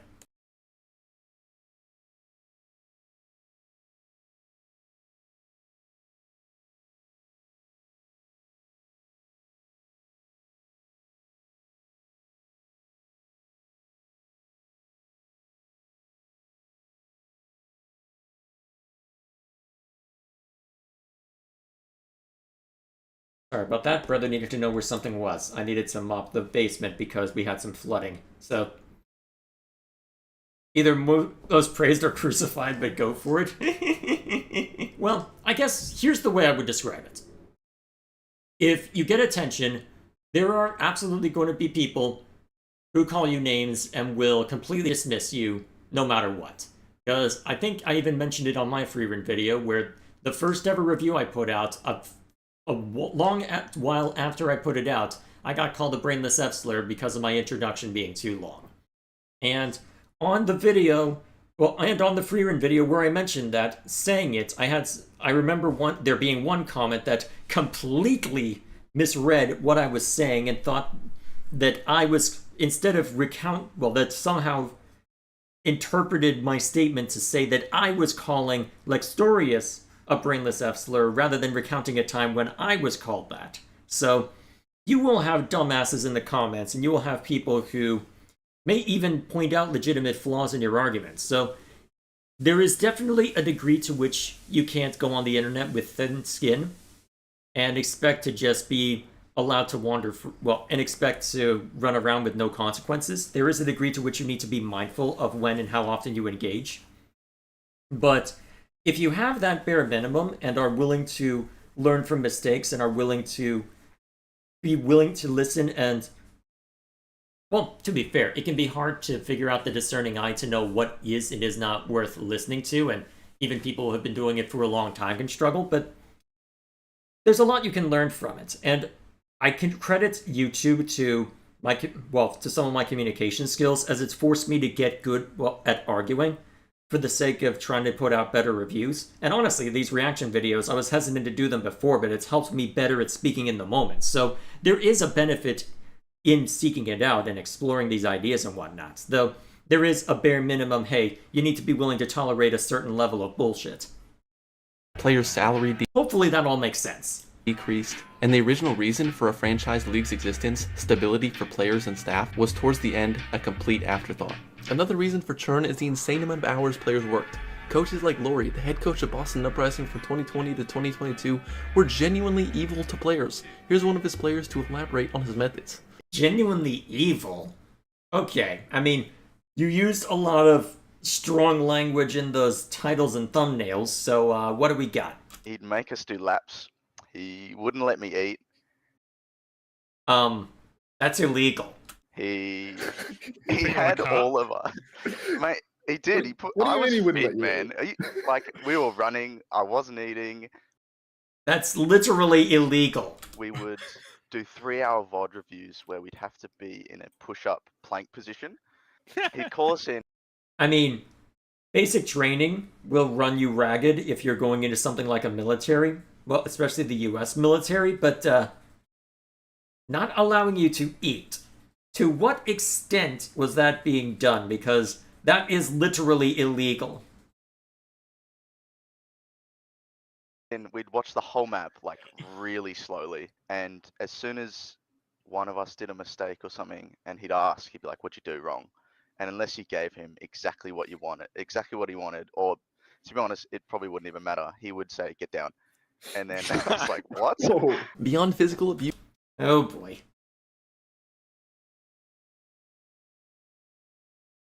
Oh jeez. Okay, I feel like I'm getting trolled here with chat. I'm so tired of the people arguing over if all free run demons should die or not, because the truth is they, as well as all elves need to die. I can't stand those poor beds. Oh god. Okay, hang on. Okay, I feel like you're trying to invent slurs for them now.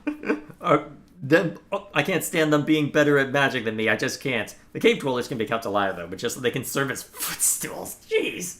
Okay, so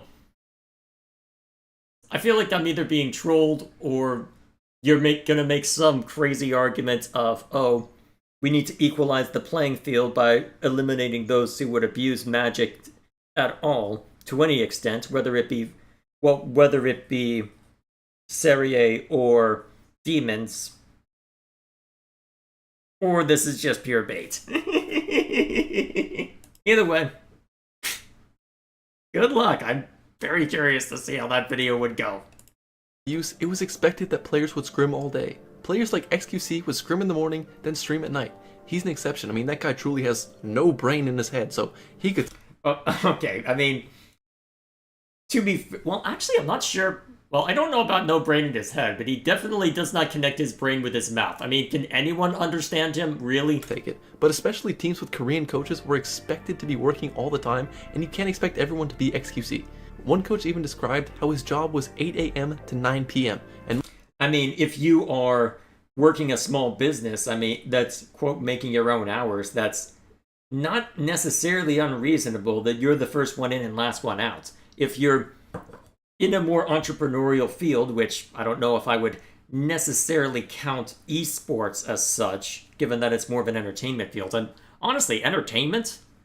I mean, that is a rough field. I mean, won't you have big Twitch streamers who will be online most of the day? To the point where IRL streaming basically exists so that they can go about their lives and still collect super chats, or whatever the Twitch equivalent of that is. So, I don't know if that's I don't know if that necessarily is the problem. If they weren't able to have any time away from the game to where they were burning out, I mean, no wonder there was churn. I don't think it's necessarily good.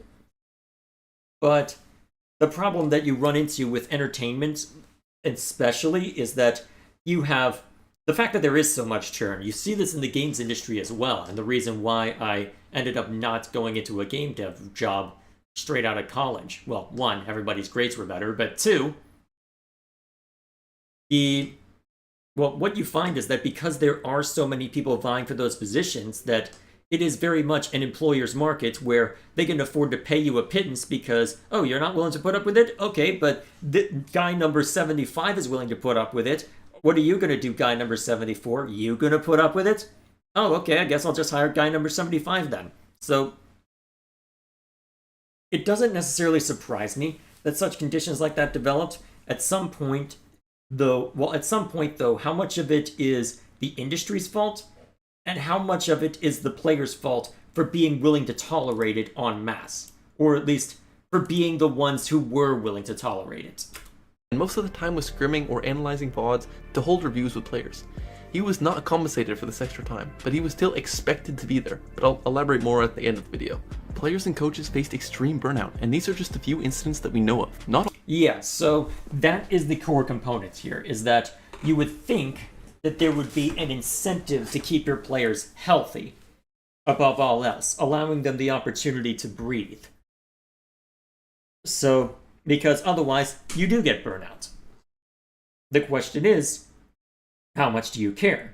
Because if there is so much churn and that has already been developed as the culture, where you don't necessarily need to keep people around in the long term, especially if they are such trash that their character goes off meta and you dump them at the earliest sign of trouble. Yeah, no wonder why this thing failed. Not all players are complete androids who want to play Overwatch all day, and for what Wait, they aren't? it's worth, the team that's been the best in recent times, Crazy Raccoon, have a much more balanced practice schedule while still dominating, so maybe other teams will learn from them. This is obviously a top-down issue, and it's not entirely on the coaches or the players, but the players and coaches certainly did cause some problems for the league. Yeah. The other problem with players was just them being general brand risks, and I think there are 3 main examples from the players and one from Blizzard themselves that contributed to the league's downfall. I've already talked about these issues basically ad nauseum, so I'm just going to sum them up for those who don't know. Alright, well, we've seen some of the clickbait from that.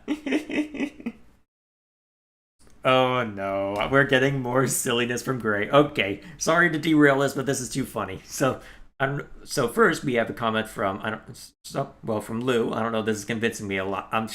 You know what? You say stuff like that all the time, even when it's over nonsense. So, and then let's see what Gray's comment is. I'm dead serious. The Hornheads make up only 13. Okay. Yep. Okay. Yeah. You're trolling. Really? You're gonna make a 1350 joke? Oh, jeez. Oh boy. How do we... Okay, first of all, how do you know that they're only 13% of the population? How are we defining population in this case? Because, I mean, demons aren't humans, so are we treating them as part of the population in that case? Well, and then the elves only come into human kingdoms to learn their magic just so they can take it back to their people. Okay, I mean... I feel like we have a sample size of 2 for that, between Frieren and Serie. And then we've got another monk who's just living his life, and who doesn't act like that. Unless it's only the female ones that do that. Oh god, why am I feeding into this? I'm getting... Why am I feeding into this? Okay, back to Overwatch. The problems with players started with XQC. Within the first few months of the league's existence... Wait, it started with XQC? Oh no, please tell me you have a clip. Whip. Well, I mean, you've had a lot of quits too, but you have a clip. Since he went from an unknown to the most popular player in the league, defined for most of the money from his contract, and booted from the league without so much as a goodbye. It started out with a homophobic remark to an openly gay player where he told him to go suck a dick, but later Is that homophobic? I feel like that gets thrown at literally everyone. Doesn't that get thrown at literally everyone? How is it? It's only... Okay. I might just be revealing too much of my own bias here, but... Doesn't literally everyone in a competitive environment get told that? At some point, you gotta be willing to take your lumps like everybody else.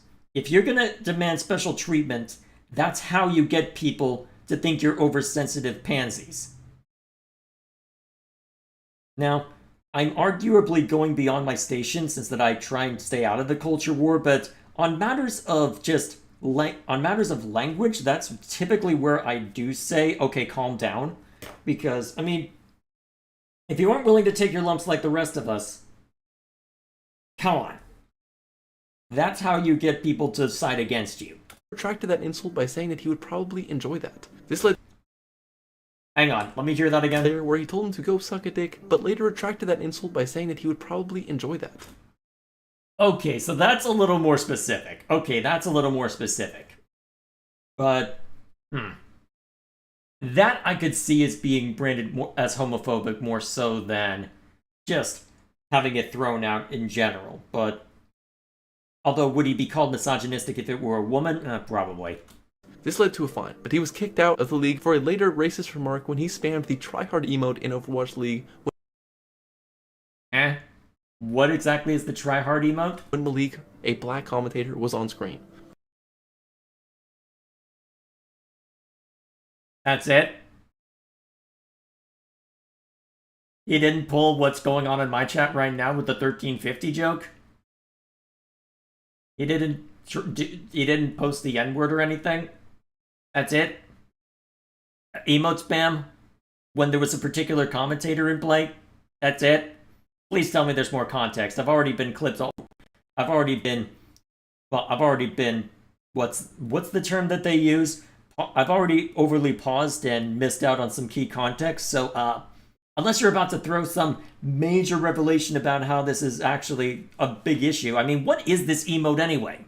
Regardless of what you think about punishments for those things being so harsh, these incidents dissuaded some sponsors and it began the negative perception around the league. The second incident, though, ruined the... Okay, so that is a fairly good... Okay, that's a neutral take. So, you know what? Fair enough. I have been a bit too harsh, perhaps, because it's not as if you have said one way or another that this is absolutely what should have happened. You are taking a more neutral stance that, hey, regardless of whether you think it's harsh, this was the end result. Okay, you know what?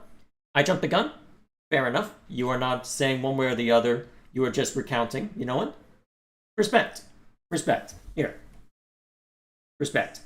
the Overwatch League's perception for outsiders, and yeah, for good reason. Dream Casper was one of the best American DPS players, which is unfortunate to say because he was also a pedophile, who dated... What? Hold up!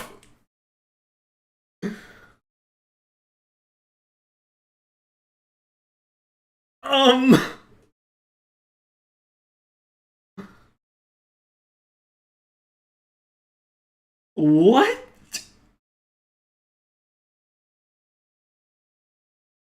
And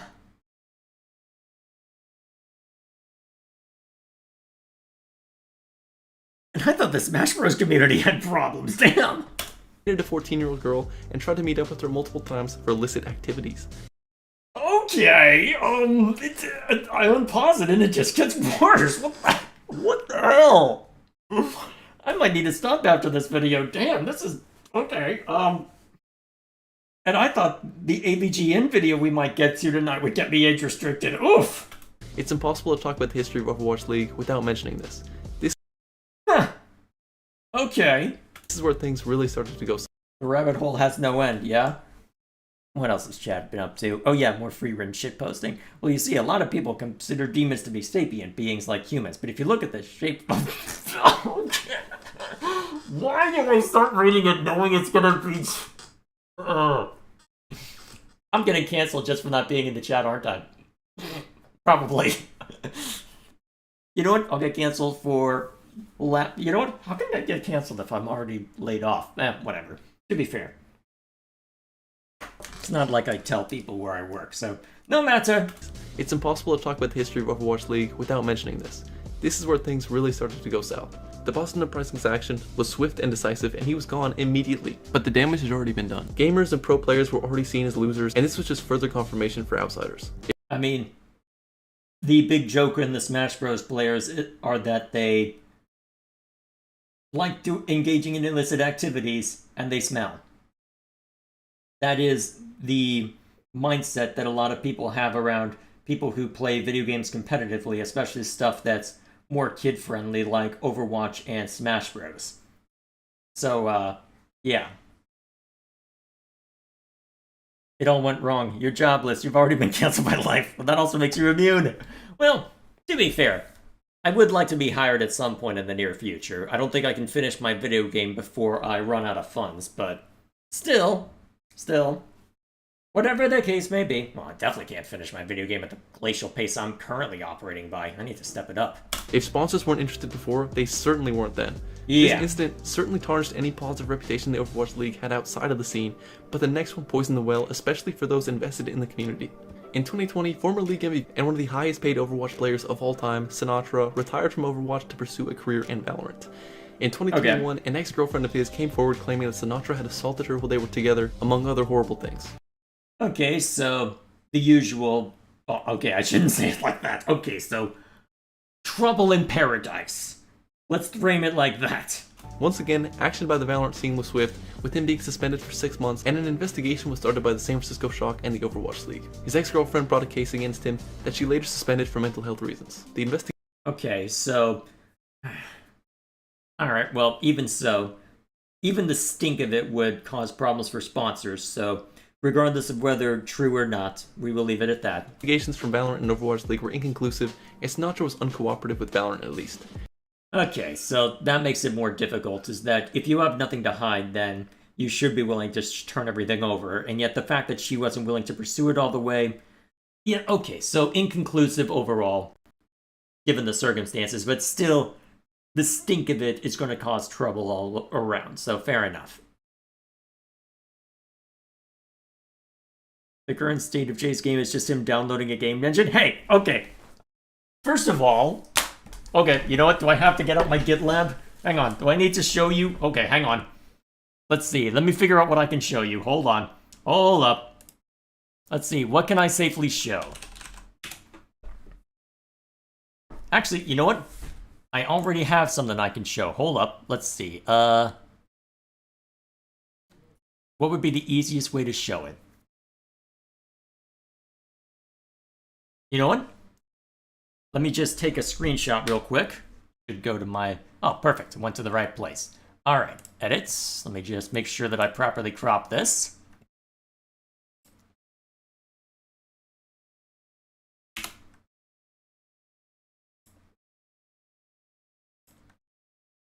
These are the number of commits that I have made to the project in GitLab. I have been busy.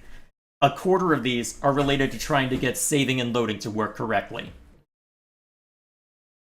I have actually downloaded the game engine. I have been working on it. The core gameplay loop isn't in place yet. I will grant you that. The current thing I need to figure out is getting the initial save data in place, and then I need to make a couple other modifications before I can start sending it for play testing for friends. And at that point, I need to throw in a ton of polish afterward, but still, it is more than just downloading a game engine, I assure you. I can at least promise you that much. His MVP skin was removed from Overwatch permanently, and tokens used to buy it were refunded. No one was happy with how this was handled. Some said that the investigations from the leagues were not thorough enough, while Sinatra supporters said that removing the skin was wrong when nothing could be proven. I won't tell you what to believe. Watch my old videos if you want to know how I really feel about it, but regardless, this incident caused a lot of turmoil within Overwatch that put a sour taste in everyone's mouths. Well, yeah, and I don't remember, actually, when did this happen? Let's see, let me check the transcript real quick. When exactly did this happen? Transcript.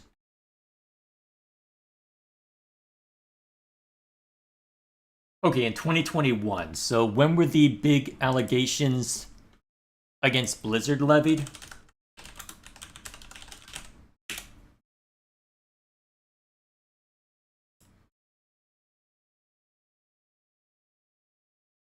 Okay, so around the same time as... Hang on, was that when the big...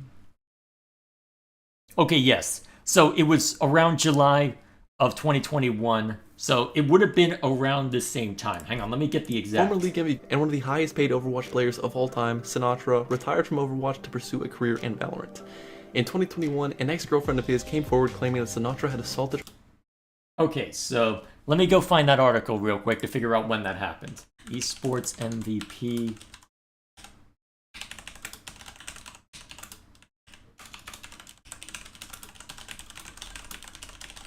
That should get me close enough. Okay, May.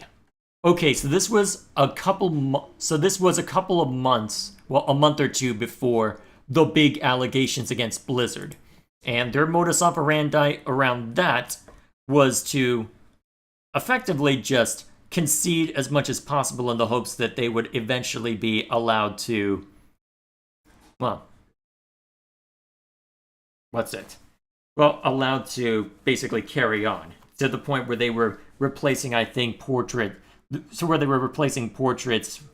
of, with a low cut top with literal fruit and stuff like that in World of Warcraft. So they went overboard in that direction. So modus operandi continuing once that they themselves were in the spotlight, yeah, not exactly surprising.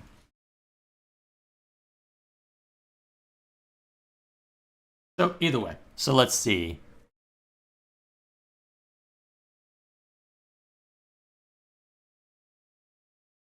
And I can't tell if I'm being mocked after showing the number of commits or if I'm being demanded, well, if you're demanding to see more of the code. Unfortunately, there are indie devs who have been concerned about showing off any code or what they're working on because they're worried about AI coming in, scraping it, and then just vibe coding something and beating them to the market by a few months. So I don't think there's that much of a threat for what I'm doing, but I'd rather keep what I'm doing under wraps for a while longer. So I'm going to play a bit more secretive in the here and now. There will be time enough to show what I'm doing. In fact, one of my plans, as we'll talk about towards the end of the stream, is to show off some of what I'm doing, but that's going to have to wait until it's until it's more functional than it is now. A lot of turmoil within Overwatch that put a sour taste in everyone's mouths. The last incident was what really cut off all of the Overwatch League's funding. This was the straw that broke the camel's back. I'm going to make a separate video about this, so I'm not going to go into too much detail here, but in late 2021, half of all Overwatch League sponsors dropped out because of controversy with Blizzard Entertainment. There were... Oh, is this when the big stuff happened, or... Well, it probably would be fallout from the big one, wouldn't it? Plethora of problems within Blizzard, from owning a hotel room called the Cosby Suite with a framed picture of him, to stealing breast milk from company fridges. Of course you bring up that example. Hey, we had an allegation of an employee taking their own life. What did we bring up? The breast milk allegation. That obviously other companies did not want to be associated with, and companies like Cheez-It and T-Mobile swiftly ended their partnership with the league. Did you have to mention cheese? Oh god, why? Why is that what got me? God. How did this thing even stay together for as long as it did? The risks brought on by promoting players and giving them MVP skins and other benefits led to another problem with the league's marketability: their lack of a face. After being burned by these situations, a Blizzard-based... Let's see, I know it's all jokes, but I'm just saying I think AI already knows how going side by side works. Well, even so. I'm not doing a puzzle platformer, first of all, but... You think I'd be able to do anything to stand out doing that? Especially when I'm not great at those myself? Anyway, where were we in the video? Another problem with the league's marketability: their lack of a face. After being burned by these situations, a Blizzard basically stopped promoting certain players because it was too risky. The first season of Overwatch League had so many memorable personalities. XQC, Seagull, Super, Space, Custa, these guys even had their own shows, their own trailers. In the second season, 2 players from the championship winning team, Sinatra and Super, went on Jimmy Fallon. Super even went on the next year after winning another championship. But then we heard about what happened with Sinatra, and then there's all this other contention as well. Oh, can't jump down from tower. You good, Pickles? Yeah, you're good for a while yet. What are you looking at me for? I'll probably be talking for another hour, so am I being too obnoxious and done with the world? Fine, don't even look at me. Then, after Super retired, there was no one. The most interesting player in the league was like Sparkle, because he was straight up insane. Okay, that sounds like it was... Hang on, isn't that one of the guys that you clickbaited? Hold up. Hang on. Let's get a less unflattering shot. The most interesting player in the league was like Sparkle, because he was straight up insane. Alright, I don't think I can get too much more. I feel like you clickbaited him on one of these. Well, I'm sure you can tell me. I'm sure I'll hear about it in chat. Once Cheese left, it was all unsafe, salvageable. Oh boy. Oh wait, it's just still a clip. You're not even done. Hang on, let's... Sparkle, because he was straight up insane.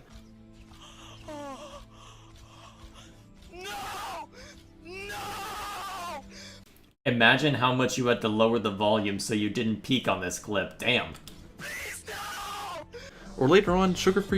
Hang on, why are you just screaming like this, standing there, when Hanzo is just trying to shoot you and failing? But he's a convicted cannibal. It wasn't... Wait, what? Hang on! Or later on, Sugar-Free, but he's a convicted cannibal. And later on, hang on, can I see the transcript? Can I get that again? A convicted what? Excuse me?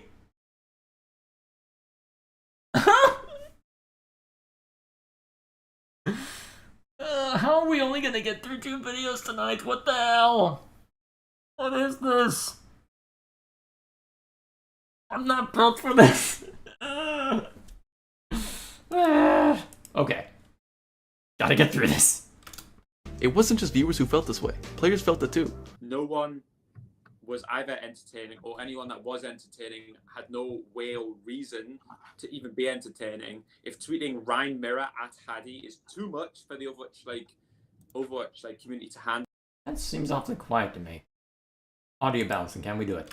Interesting players had absolutely no reason to stay in the league. Why would you grind all day, making no money, when you could stream instead and try to launch a career that way?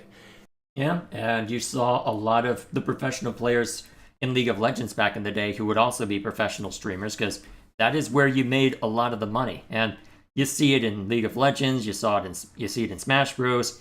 That is where a lot of the money is, where you've got the people who can't, who try and be super competitive and focus on that, but a lot of the people who stick around long term are the ones who are doing the streaming and video stuff, who are allowing themselves to be proper personalities. XQC in his streaming career has probably made more actual revenue than the Overwatch League ever did. I mean, when you're signing on to gambling stuff, no shit, but still.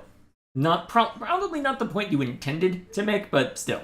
He makes at least $4 million a year from just streaming, and he signed a $100 million contract with Kick. Okay, yes, and Kick run by Stake, which is a gambling company, so of course they've got money to throw around.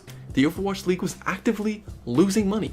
How could a player look at that and stick around in the league? Even a more modern example is Super, who left the league to focus on streaming and is now a Ludwig acolyte doing huge collaborations. So well, we can't all be perfect, but sorry, I had to say it. Undeserved.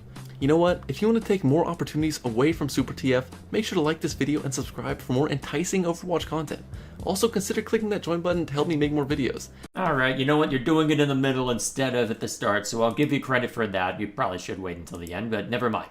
Shout out to the channel members on the second tier, Piggles and LeftY. And if you want to hear your name in my videos, click that button.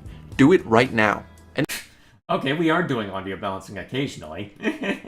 Probably should have bumped the gain up on that last clip, but on the last clip you pulled from that podcast, but still. Anyways, really only Americans could be widely popular and marketed by the league. And as the league became more and more Korean, there were less opportunities to market the game in traditional American markets.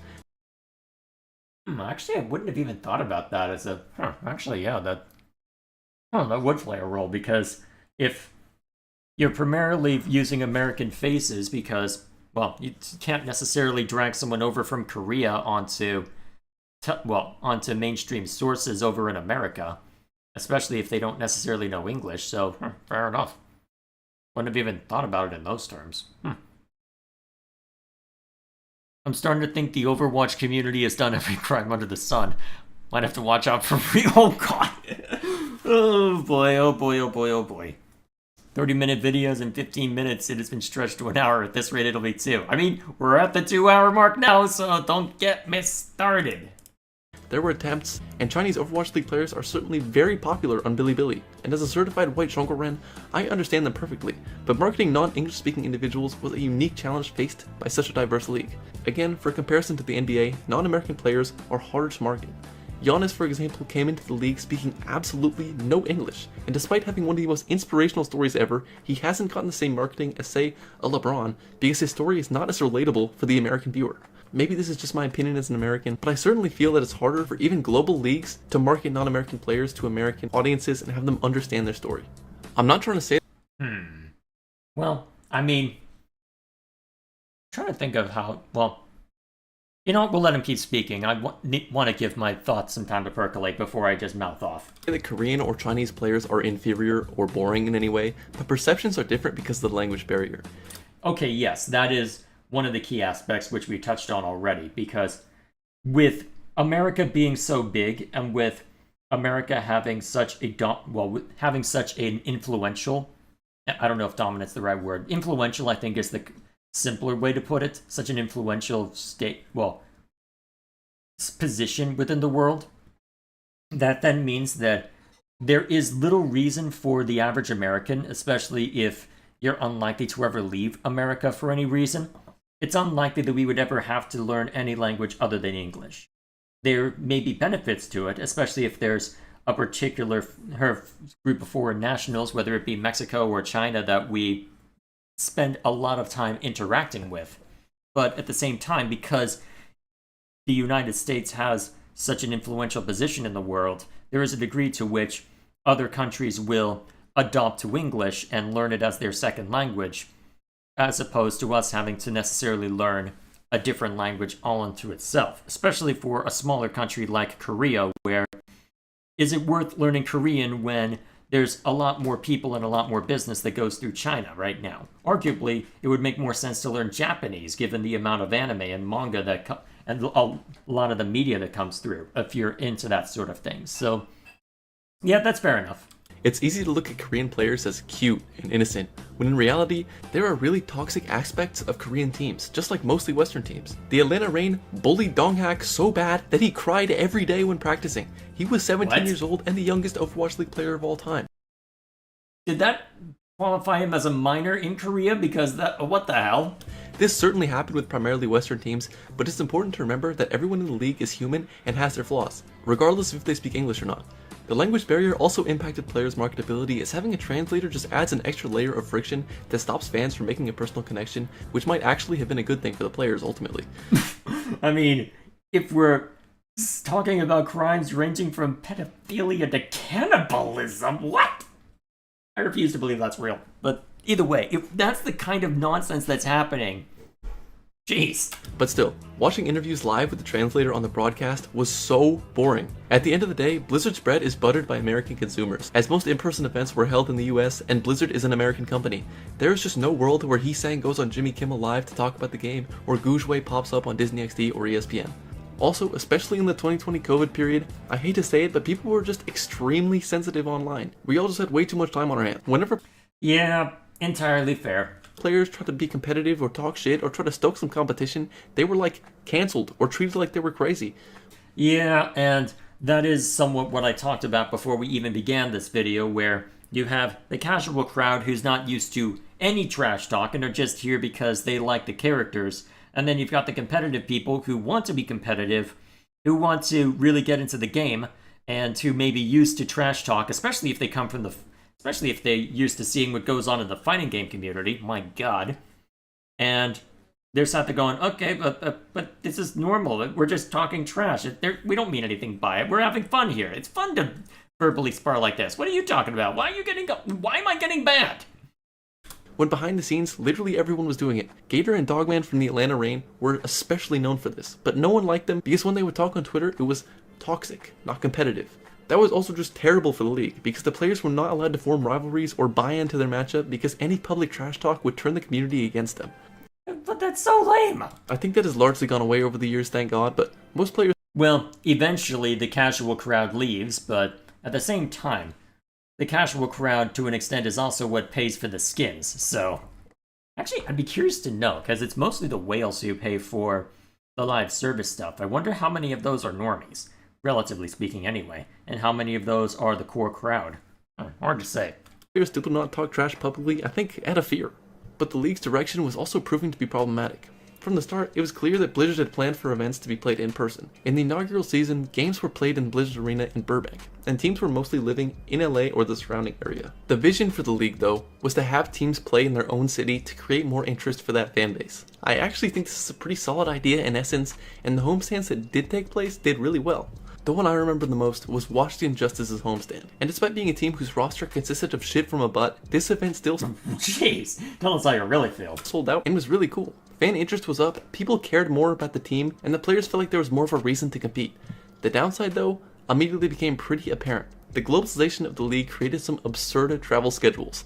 If teams returned back to their...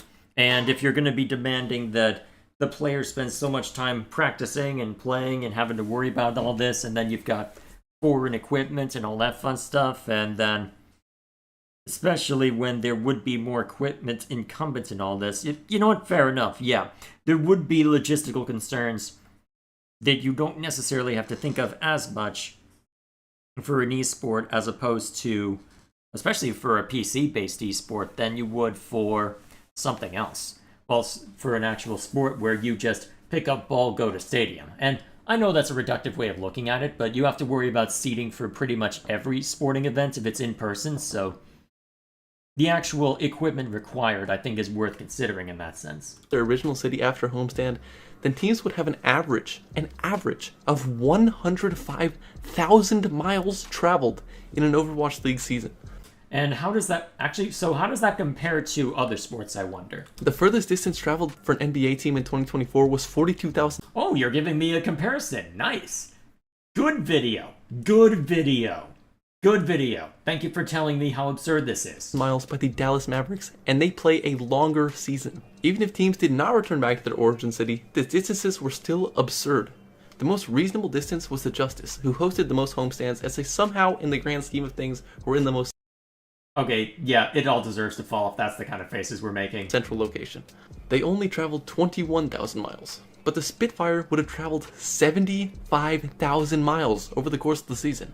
That's 21,724 nautical leagues for the Europeans out there. But the real nail in the coffin was, of course, COVID. They tried to bring them back post-COVID, but it just never really worked out.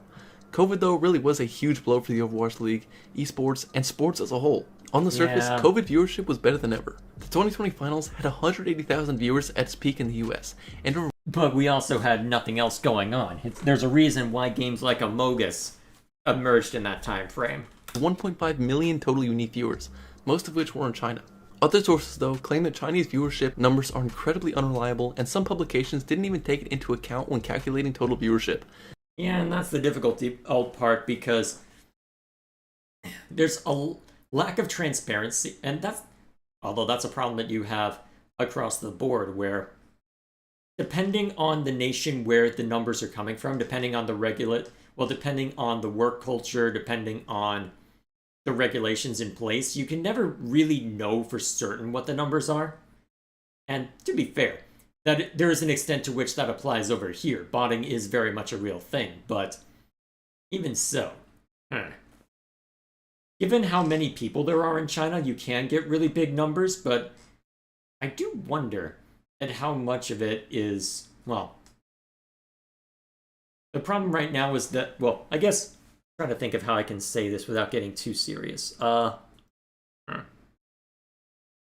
know what? Let's try and put it one way. So there's, I think it was youth unemployment within China, where they literally stopped reporting the statistic and then changed how they were reporting it so that it didn't sound as bad. If that's happening at a governmental level, What's to stop a corporation from doing something similar? I guess that's the way to put it. Additionally, the viewership would have been... Though one could argue that America has similar problems depending on how it reports crimes as well. Well, how it reports crimes anyway. So you could argue one way or the other. That's probably getting a little too serious for my area of expertise, at least what I'm supposed to be focused on. An extreme anomaly in the viewership trends. Viewership was on a constant decline since the inaugural season, and other tournaments held in 2020 had extremely low viewership. So how did they actually get high numbers? Well, a lot of them were fake. Blizzard was known for embedding Overwatch League streams into other websites to play in the background while people were browsing. That would be... that's... Oh, that is oof. Oof. Big oof. Yeah, so using every trick in the book to make, well, fake it till you make it, huh? The problem is that fake it till you make it is a nice idea in theory, but then eventually you have to actually make it. Be counted as a viewer and would bolster the total. They also offered insane drops, and that's something they absolutely have the right to do and should do for the premier tournaments.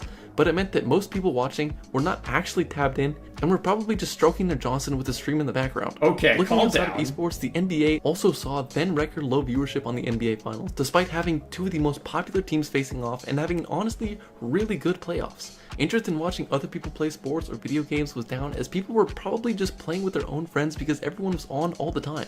Besides the 1.2 million Americans who died, man, that was good times. Viewership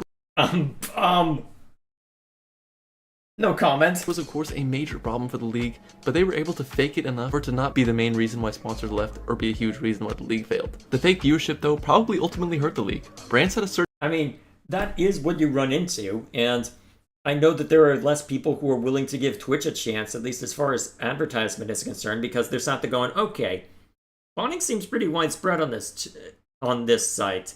How much of the numbers are fake? And I think you're seeing this with online advertising in general right now, where a lot of them are going, okay, a lot of these numbers look fake. What are you doing here? We're not getting the returns that we expected to get from our online advertising. We wanted to discuss this real quick, because you've got ad blockers showing up, you've got lower traffic, you've got lower retention rates on the traffic that's generated, so it is starting to, well, advertising in general hasn't been all that viable for the, well, online stuff for a long time.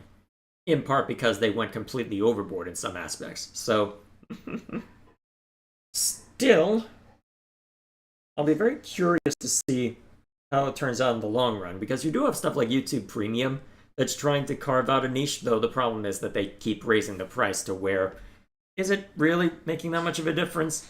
Is it really something that people are going to jump on board?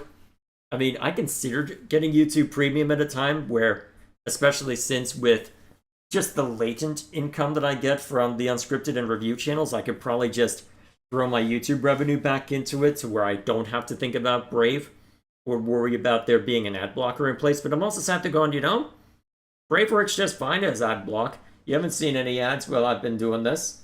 Do I really need to worry about this? So when I have the simpler solution, and it's not as if I need any of the features that YouTube Premium is offering. Would it really be, well, if I really wanted to donate to a streamer and support one directly, or support a video maker, I mean, I've got features like the super thanks. I can just go in here whenever I make a comment. Hang on, what is this? Why is it? This way could you put emojis? Do you not have super thanks enabled? Maybe not, actually, to be fair. It's possible, I suppose, but I can hit the join button. I can send super thanks or super chats. If I wanted to support someone directly, why wouldn't I just support them directly? If I had the kind of money to throw around. And then it could be much more targeted to what I value the most. Although, to be fair, if I am watching a lot of it, having it automatically distributed does have some measure of benefits, but why would I worry about that on a fixed amount when I can just be very targeted? Although, I guess at that point, if you're watching a lot on mobile where you can't necessarily go onto Brave, although even then you can just put it on a you can just put it on a phone browser and run Brave through there just fine. So either way. Face you would see on a TikTok sticker? Oh boy, it's presumably for earlier points. What a way to do it. Accurate representation, I fear? Either way. certain expectation of partnered sales based on the number, and when it was not met because most viewers weren't actually watching or could not buy their product because they weren't based in America, they stopped offering big-time partnerships. In Season 1, IBM had a partnered website with Blizzard where they kept track of fantasy data, which is one of the coolest partnerships I'd ever seen in esports, and that was not continued because the viewership wasn't what IBM expected. Over time, interest in the league decreased, largely due to problems we've already talked about, and it just never rebounded. Another reason the league closed was because of you. Yes, you. This one is more of a personal opinion, but Okay, now I'm curious. sports fans are not sports fans, even as much as the Overwatch League wanted them to be. Blizzard thought that just because they had a city model and planned homestands, that Did they rework Torbjorn? What was that? fans would associate with the closest team like they do for normal sports, but that just was never going to be the case. Blizzard did not understand the average esports consumer.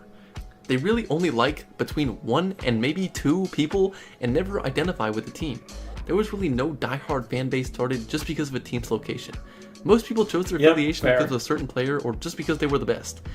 And honestly, that is typically how it works, because with this being an online thing that we primarily play with each other online, then is there really necessarily a need to create anything local unless you've got stuff like old school LAN parties going on? And even then, I mean, my D&D group is scattered all over the country at this point, and if we were all to converge on one game, there wouldn't necessarily be a regional team that we would be joining or forming. It would just be a team.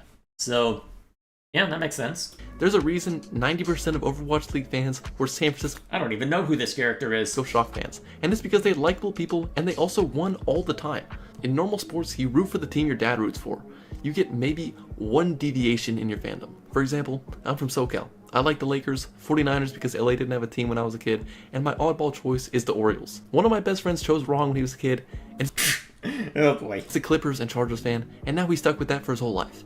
But in the Overwatch League, there was never any reason to have such an attachment. If your team sucked, you could just change. There was no crazy diehard fandom. Every year, Raiders fans hurt fans of other teams and even themselves just out of pure blind rage and love for the Raiders. There was simply never going to be that kind of love and devotion for the fucking Shanghai Dragons. In sports too, you get to have a favorite team and also a favorite player who might not be on that team. In basketball, I like the Lakers, but I'm also a Trae Young guy, which means that when I went to see Hawks Lakers last year, I got to see Jalen Johnson put his nutsack on Austin Reeves' face in a game. In Overwatch though, they were one and the same. The player you liked dictated the team you liked, not the other way around. And there were really no rivalries outside of Season 1, aside from Valiant and Gladiators, which lasted a little longer. I think that another problem with esports, and Overwatch esports especially, is that Well, someone got heated. Overwatch is a really hard game to understand. Yeah, and that is another thing I've heard and talked about near the start before, as we started watching this. So let's see what let's see how he develops this point. I've already made a video about visual clutter, but for a new viewer or player, high-level gameplay is just incomprehensible. The best strats in Platinum will never be the same as the best strats of a team where the guys get paid to play together. Auto transcript failing you there. The best rats. What makes good rat? Oh, that's an old-timey fat meme if you're not familiar with that. What makes good rat? Every day, so there's no real copying. In basketball, I am fully capable of doing whatever Kyrie Irving does if I was given infinite time and resources. But in a team-based game, it's almost impossible to copy what an individual or team does. Well, I also thought that Overwatch League production was good, and there were certainly some interesting sketches. Hey, Sniller, look, where's the rest of your team? Why are you on a weird dark road with that? It's the Snillo pillow. It's very nice and comfortable at night, and it's not too bad on the eyes either. Sniller, that's weird as hell. You're walking around with a tiny little What the hell am I watching? pillow version of yourself all the time. Do not talk about my baby like that. There was no need for there to be as much breakdown as there was. What the hell was that? Dissecting high-level strats is interesting. To 5 people. The rest of everyone there just wants to watch the matches take place. In basketball, the breakdown is easier to understand because basketball, at its core, is a simple game. You just gotta score more points and put a ball in a basket. Overwatch's goals are not that simple. There's so much micro to the game, every character and every player has their own unique goals, and the game is not easy enough to understand for that to be relevant to most I don't know this character either. people. The breaks were so long. There was halftime, a mid-game breakdown, a million ads on the broadcast, a desk segment after, interviews. It made the whole thing feel legitimate, sure, but there were at least 45 minutes of downtime for every match. What? Why? No. launch right back in. What are you doing? For close games, sure, I'd like to see that. But for John Lobob versus Peter McAskrak, I have absolutely zero interest in watching Reinforce flounder around for 20 minutes in front of a fucking whiteboard. This interview on screen was 8 minutes long, and no disrespect, but the guy said absolutely nothing interesting. And when Brennan Sideshow left for Valorant, I'm so it sounds like a lot of disrespect, and warranted disrespect, but still. sorry, but it just got so much less funny. Stop being sorry. With everything else you've said, if this is where you're saying I'm sorry, come on. Who else was letting a dude squeeze an orange on his head or chugging maple syrup? The fandom was also just primarily online, which made them extremely reactionary, and even if reception to a tweet was good, it had no bearing on how much money the league was making. Yeah, Twitter likes don't translate into sales. Yep, a tale as old as time. That's true, you never hear about people rioting in the streets because their favorite esports team lost, pretty much. This is coming from the heart and soul? Oh boy. Yeah, pretty much. Even if the stream had 1 billion viewers, even 1 trillion, very few people were buying stuff from the Well, if it had 1 trillion, we'd know there's fraud. Overwatch League store, except for me for some reason. And if this is coming from the heart, damn. If there were more events, interest around them would eventually die off and attendance would taper off like the final grand finals in Toronto. Is this a massive reason why the league failed? No, but I think it's still relevant enough and proof that even game development companies do not understand the desires of the average esports viewer. Another change that divided fans was a switch from Twitch to YouTube. Blizzard originally signed a 2-year deal with Twitch to stream there exclusively for a lot of money. For all of his evilness, Bobby Kotick was definitely good at extorting rich companies. Even his own Twitch isn't exactly rich, to be fair. They're dealing with a lot of problems. I'm kind of surprised Amazon hasn't just said enough already, but whatever. Towards the end. Gotta give the man props. This deal was a horrible money incinerator for Twitch, which is why they chose not to continue the deal and allowed Blizzard to leave. Twitch is a company that loses money every year and only exists because it's subsidized by Amazon. Yep, I'm very surprised they haven't cut them loose by now. And even later, boosts in viewership did not This is a cry for help? What, this video in general? Yeah, pretty much. Make up for the huge exclusivity deals that platforms were giving out during this period. After that contract, they signed a $160 million deal with YouTube for... I mean, wait, why would they... It seems like a lot to throw around. Why would Blizzard throw that much at YouTube of all things? Exclusive streaming rights. This was an absolutely horrible deal for most fans and Blizzard themselves. First of all, Twitch viewership in 2020, the year after the Overwatch League moved, exploded. Well, some of that may have also been botting becoming more prevalent, but still, I guess that was 2020, so it would correlate with the COVID bump. 67%, hahaha. YouTube live viewership was up too, but with such terrible discoverability, it was still a horrible move, as the league got 0% of the Twitch viewers. As if Twitch discoverability isn't also trash by this point? Whatever. Viewership high. There is a world where we could have seen a Kaizen. I mean, wasn't there some big brouhaha about Ludwig trying to build his channel back up from ground zero and failing? Even after invoking his name? Yeah, discoverability over there is trash. And PGE collaboration, or though to be fair, that is Ludwig. I Show Speed and Lip. That because they went to YouTube, we'll never get to live in that world. This especially hurt them because one way they made money was through their premium pass that gave viewers unprecedented access to player POVs among other benefits. When the league moved to YouTube, the program continued, but due to limitations with YouTube Live, the benefits were never as good, which further disgruntled fans who had paid for that pass. Okay, so if the product is legitimately worse, then yeah, fair enough. Also, if we're being honest, YouTube Live just sucks. It's worse. Come on, it's not that bad. To use than Twitch, there's more friction, and the chat sucks. Is it the chat that sucks, or is it the people that suck? Because those are two very different things.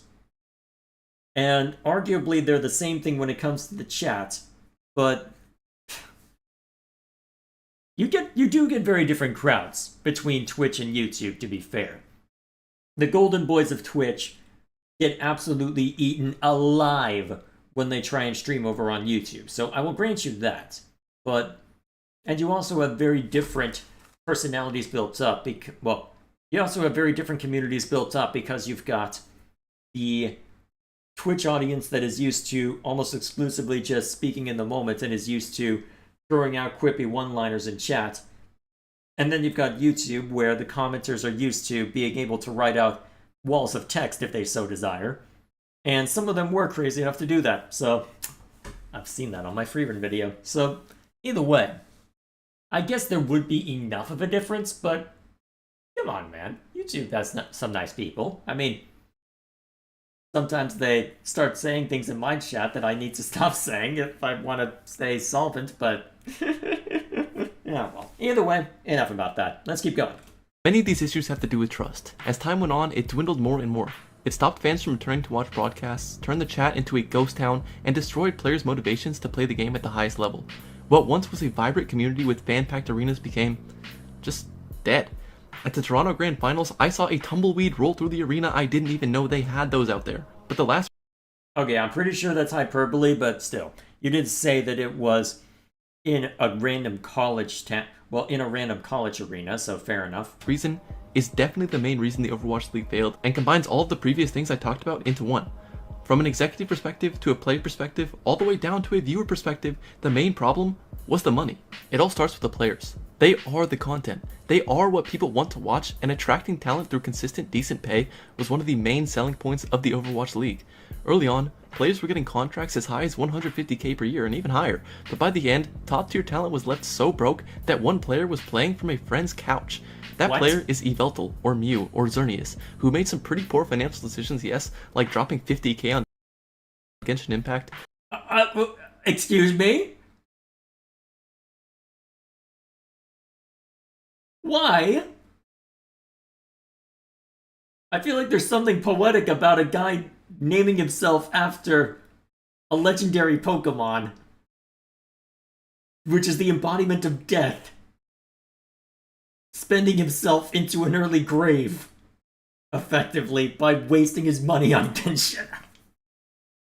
There is something so poetic about this. God. What the hell? But he reports making about 60k a year. This seems pretty normal for this video. I mean, to be fair. Oh, just someone making poor financial decisions? I mean, compared to everything else, I mean, yeah, that is a relatively normal problem. How much do you want to... Oh, okay, no, I'm not going to finish reading that. What the hell? Okay, what the... Oh, man.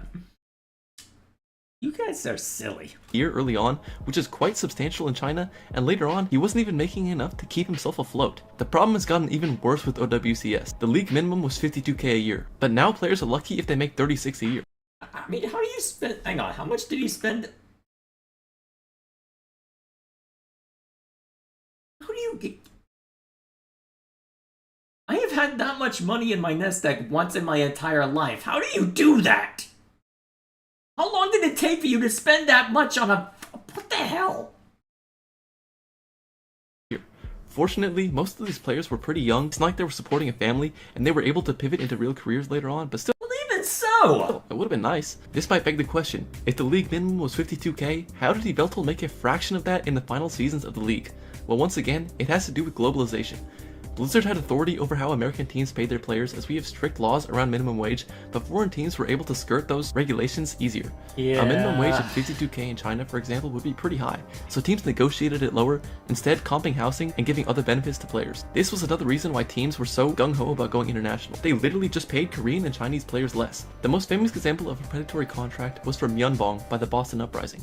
He was a highly sought after talent, but only got one direct offer and immediately accepted it, because his agent didn't tell him that all the other teams in the league were also interested in signing him for more money. He could have easily driven up the price if he had known that other teams wanted him, but I covered that in another video. You should go watch that one after this.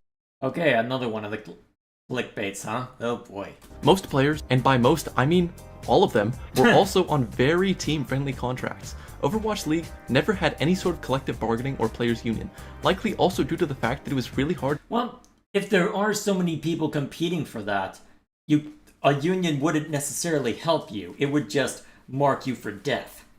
To organize with players speaking so many different languages. It's also why any attempt to unionize within the games industry is going to eventually collapse under its own weight. The players getting 1+1 contracts, and if the team wanted, they would be brought back for the same contract the following season. If a player was signed on a low contract in year 1 and performed like crazy, the team could just bring them back for the same salary on the second year of that deal. The contracts may have started as guaranteed, but at least by 2020, that was no longer a thing, as Fissure was terminated from his team and never received any compensation from them for the work he did. Looking further, the teams were also not happy. Blizzard never once hit revenue targets, not even... I mean, that's not surprising, But ow! Even for a single season. In retaliation, the owners entered collective bargaining and withheld their payments of fees. Not wanting to suspend the league, Blizzard couldn't do anything but just wait for it all to blow over, which it never really did. Organizations were also left without the ability to support their teams. Jersey sales were non-existent, again, except for me. Interest in Overwatch League tokens and skins waned over time, and without homestands, any of the projected revenue from in-person events was gone. All matches after 2020 were played online except for the playoffs, and org certainly missed the extra money. It got so bad that teams had to cut necessary staff. In Season 2, teams had sports psychologists, crazy good facilities, and LA mansions. Well, I'm starting to see why there was a problem there, because they tried to build too big too fast. What's the phrase, too big to fail? No, it's the opposite, too big to succeed. It got too what's it? You grew fat, complacent. Too much time under the sun. Allowed yourself to become bloated before you allowed yourself to become profitable. In the later seasons, teams in America that had Korean rosters fired their translators to save money and just left players high and dry. Back to the players though, they faced immense pressure to sign contracts. Blase, for example, said he was given only a few hours to decide if he wanted to sign to a team or not. Isn't that illegal? Although I guess if you're globalizing it in whatever part of the world he was signing in, maybe it wasn't illegal. Definitely, that sounds illegal in America. And in such a volatile industry, you can never really be sure if there's another offer coming. This also locked players into bad situations. At least he didn't name himself after the Pokemon Drifloon. Oh jeez. Spirited away by a Drifloon. Oh yeah, that would be great. With determination and patience, you too can go broke. I think I'd run Blizzard better. It's legal because I said so. Oh god. Yeah, probably. In 2023, Overwatch League players brought up a lawsuit against Activision Blizzard for their competitive balance tax, or salary cap, which artificially kept players' salaries low, especially after 2018. It also... Oh, so they actually did start to go in and say, hey, there's some legality crap going on here. Let's talk about this. Okay, good. Cites the issue of unpaid overtime. Players were expected to work 60 to 80 hours a week just playing the game, outside of scrimming and VOD review. This doesn't even take into account the hundreds or thousands of hours it takes to get really good at the game in the first place. The lawsuit seeks compensation for that time and more fairness and transparency going forwards. Playing video games for that long may sound great, and yeah, it's not as hard as doing open heart surgery, but doing anything... That's not a high bar, but... for 80 hours a week will burn you out, and many players are willing to do it because... unless you really, really love it, but even that. This was their dream, and they thought that's just what you had to do to be at the top. Blizzard was taking advantage of these dreams, and even promoting things they knew they couldn't fulfill to players in order to keep players coming in and sell more hopium. The reality is, players were sold on a career that did not exist for them. Maybe it could have, had a million things gone differently, but with so much risk involved and such young players, it was a disaster waiting to happen. It's really terrible what a lot of these players went through, as I'm sure the things I've talked about in this video, from physical and I don't know who this character is. mental abuse to intense bullying, are just the tip of the iceberg, but I hope the players can win the lawsuit and make things right. Viewers were of course impacted by this too, because with players having no incentive to stick around, the product got worse. By the final season, there were 2 teams that had players who had no business being in the league at all. One team had a player who was basically a GM Tracer player that the other guys met on Ranked. The talent pool had dissipated as the game's life went on, and it impacted the highest level of the scene. Overwatch League really was a moment in time. Investors were delusional enough to believe that esports could be huge. Players were hopeful to get huge contracts. Robert Kraft was getting jerked off in a Thai massage parlor while buying the Boston Uprising. So why did Overwatch League fail? Blizzard wanted it to be something it was not. An NBA, MLB, and NFL competitor based on a game that they had no intended future for. A chance taken on a proof of concept that played poker with the cards of people's livelihoods. It lacked what everyone wanted to see from a league: authenticity. That's why grassroots scenes last so long. And that's why StarCraft Brood War still persists, to my knowledge. Melee, for example, has had active Melee's up there too. antagonization from Nintendo for decades, and they have one of the strongest competitive scenes because players are able to get invested into it and see the fruits of their labor. It's despite how I was gonna say incestuous, but for knowing my luck, that probably has happened in the Smash community, unironically, and not just, despite how much criminality, let's just say, may crop up amongst the Smash Bros. Professionals, even then it still persists. Although at that point it starts looking like a cancerous tumor, but never mind that. I wanted to end this video on a really positive note, saying that the Overwatch League was fantastic and I hope everyone's doing well, etc, and yeah, it was cool, but it was a league built on false promises from the beginning. From Kotick lying about the scope of it to get more money from consumers and investors, to Blizzard not updating their game for a year, to org scamming players, the Overwatch League never could have been what it was cracked out to be. It's clear that the scope of the league was too large. There was no way to make it work, and Blizzard didn't put in enough guardrails to make sure the players of all nations would be protected adequately. The world is simply not ready for the model that the Overwatch League had, and I really don't think any franchise league like this one will work with in-person events for at least a long time. This once again shows Blizzard's delusion and the lies, even if not intentional, that they sold to fans and players. Worldwide fame and recognition were all but guaranteed, but when it came down to it, Blizzard could not deliver. I really think OWCS is a step in the right direction, and the game is healthier now than it has ever been. Once they stop... Is it? Is it though? How many players is it getting nowadays? Well, to be fair, I don't keep up with Overwatch, so I'm not the one to ask about that, but still, You know what? If you think it's doing fine and you have numbers to prove it, fair enough, but this is... I can't help but be skeptical about it, but this is also a field that I don't know, so I could just be huffing my own copium on that count. All the apes from the San Diego Zoo Q sniping me, ranked will be great, content creators are interested in the game, and there's more positivity around Overwatch than ever before. This is what the game is all about. Hell, this is what gaming is all about. And if Overwatch League was the sacrifice we needed to get that back, then it would have been worth it every time. Subscribe. Fair enough. Alrighty, we got through 2 videos and we're already near the time that I would normally sign out for a stream. Oops. Okay, oh hi Cheeto. How you doing, boy? You've been surprisingly patient. Oh, and going off because you have a chance to leave because of Depredator. Okay, so... as strange as it sounds, that is video number 2. I did not expect to spend as long as I did on either one of those. I was hoping to get it through a hell of a lot more. That's what I get for naming this stream. Getting through most of the backlog when... Hang on. Let's see. Sorry, my tabs are being weird. What did I name this stream exactly? Hang on.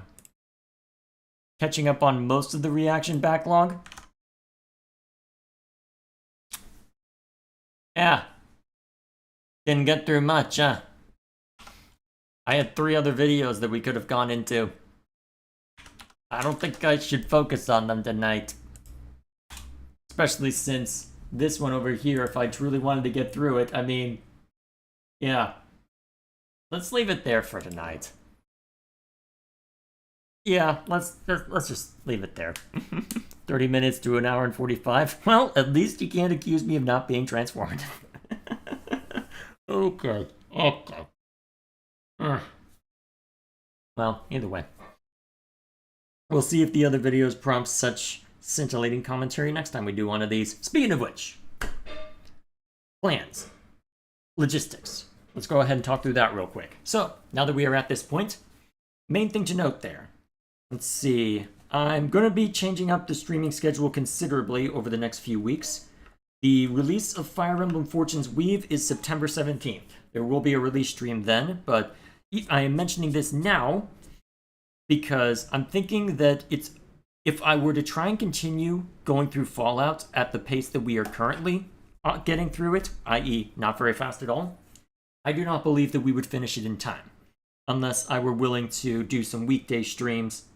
And at this point, I'm not ready to commit to that, as I don't feel that I've gotten a good cadence down for how I'm spending my time during what would be normal business hours.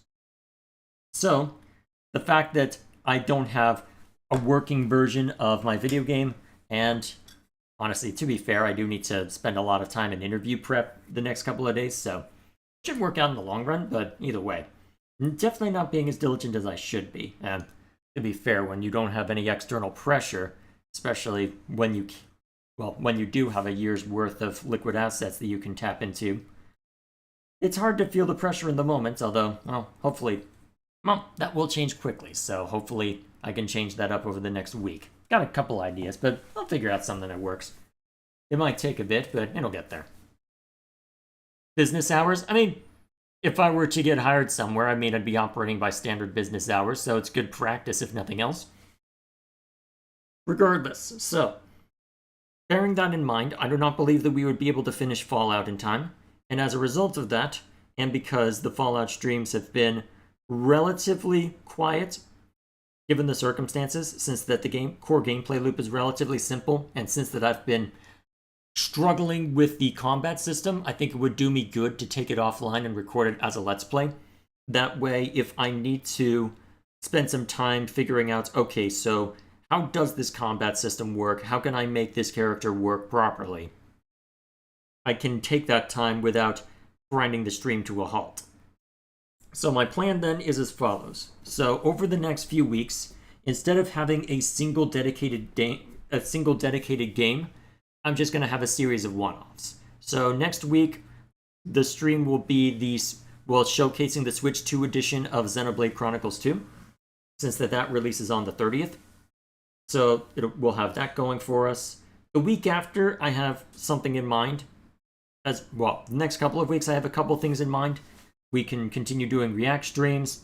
I might be able to get to the point where I could show off my video game, or at least have a dev stream. I think that could be fun, once that it's in better shape. Although, given the concerns about someone vibe coding off of my ideas, I'll probably unlist the VOD afterward. But even so, there's not a lot of people in the Discord, so I can probably get away with just having that having that link still active. So, I've got ideas as to what I can do for one-offs. I can just dig up something in Nintendo Switch Online, since I still have that. Especially since I won't be paying for that anytime soon, so I can keep that going for a bit. Let's see, I've got a couple games like Pal World that I can show off. Especially given how much time I've been spending with that, and with how much discussion there's been on that game. I even found a video that I want to make a response video to with respect to Pal World, so that'll be fun. So, my thinking is that over the next few weeks, I can try doing a series of one-offs, just throw a bunch of stuff at the wall and see what sticks. Have a grand old time throughout. And maybe do a variety night, maybe do a multiplayer community night. I've got a bunch of ideas, but we'll see what takes place over the next, I think 7 weeks is what I gotta cover. So, plenty of opportunity for all sorts of stuff. It'll be good for me to shake things up too. So, we'll have that to look forward to. And then once that Fortune's Weave comes out, I will be focused streaming exclusively on that for the foreseeable future over on the Game Dungeon. And since that I am going to want to throw as much time as possible at that, irrespective of what my job situation looks like then, well, okay, obviously the job hunt has to come first if I haven't found anything by then, but even then, I'd basically say, okay, you've finished everything you need to today? Okay, let's dig out Fire Emblem. So, at that point, I'm going to want to span it over on the Game Dungeon, including taking up the usual Saturday slot here. So my thinking is, I can just have the Saturday slot here dedicated to the Let's Play stuff for Fallout, and even before then, the remaining 3 videos I need to put out for Xenoblade 3 to wrap up that game, at least until the Switch 2 edition shows up. So, that's what I'm thinking right now. I should be able to get the 3 remaining videos sorted for Xenoblade 3 sorted before it becomes necessary. I mean, I've got 2 months to figure that out, and I should be able to get the response video I have in mind for Pal World done before then, so that shouldn't be a major concern, especially since one of the Xenoblade 3 videos is done. Another I've got all the recording I need for, and a third is about halfway done. So, either way, plenty to consider. So, I guess to give an overarching summary of all this. So, short version, Fallout's going to be recorded offline and uploaded as a Let's Play while I'm spamming Fortune's Weave over on the Game Dungeon. Xenoblade 3 will also be, the remainder of Xenoblade 3's playthrough will also be uploaded before then, during the Fortune's Weave spam, but before Fallout. I've got a video response in the works, and for streams, it's going to be a series of one-offs as well as just a lot of different stuff is the idea. Seeing what sticks. Trying a bunch of different stuff out. So, I've been loving Pal World, both the gameplay and the lore. Oh yeah, I've had to be careful with the game. That might be part of the reason why I haven't made more progress on my video game, I've got to be honest. I opened that up at some point in the morning or early afternoon, that's my day shot. Seriously, it's not been good for me. Oh, hey, Statesman. I've got another dude that's demanding attention. I should probably see to them. Either way, thank you all for stopping by. This has been quite fun.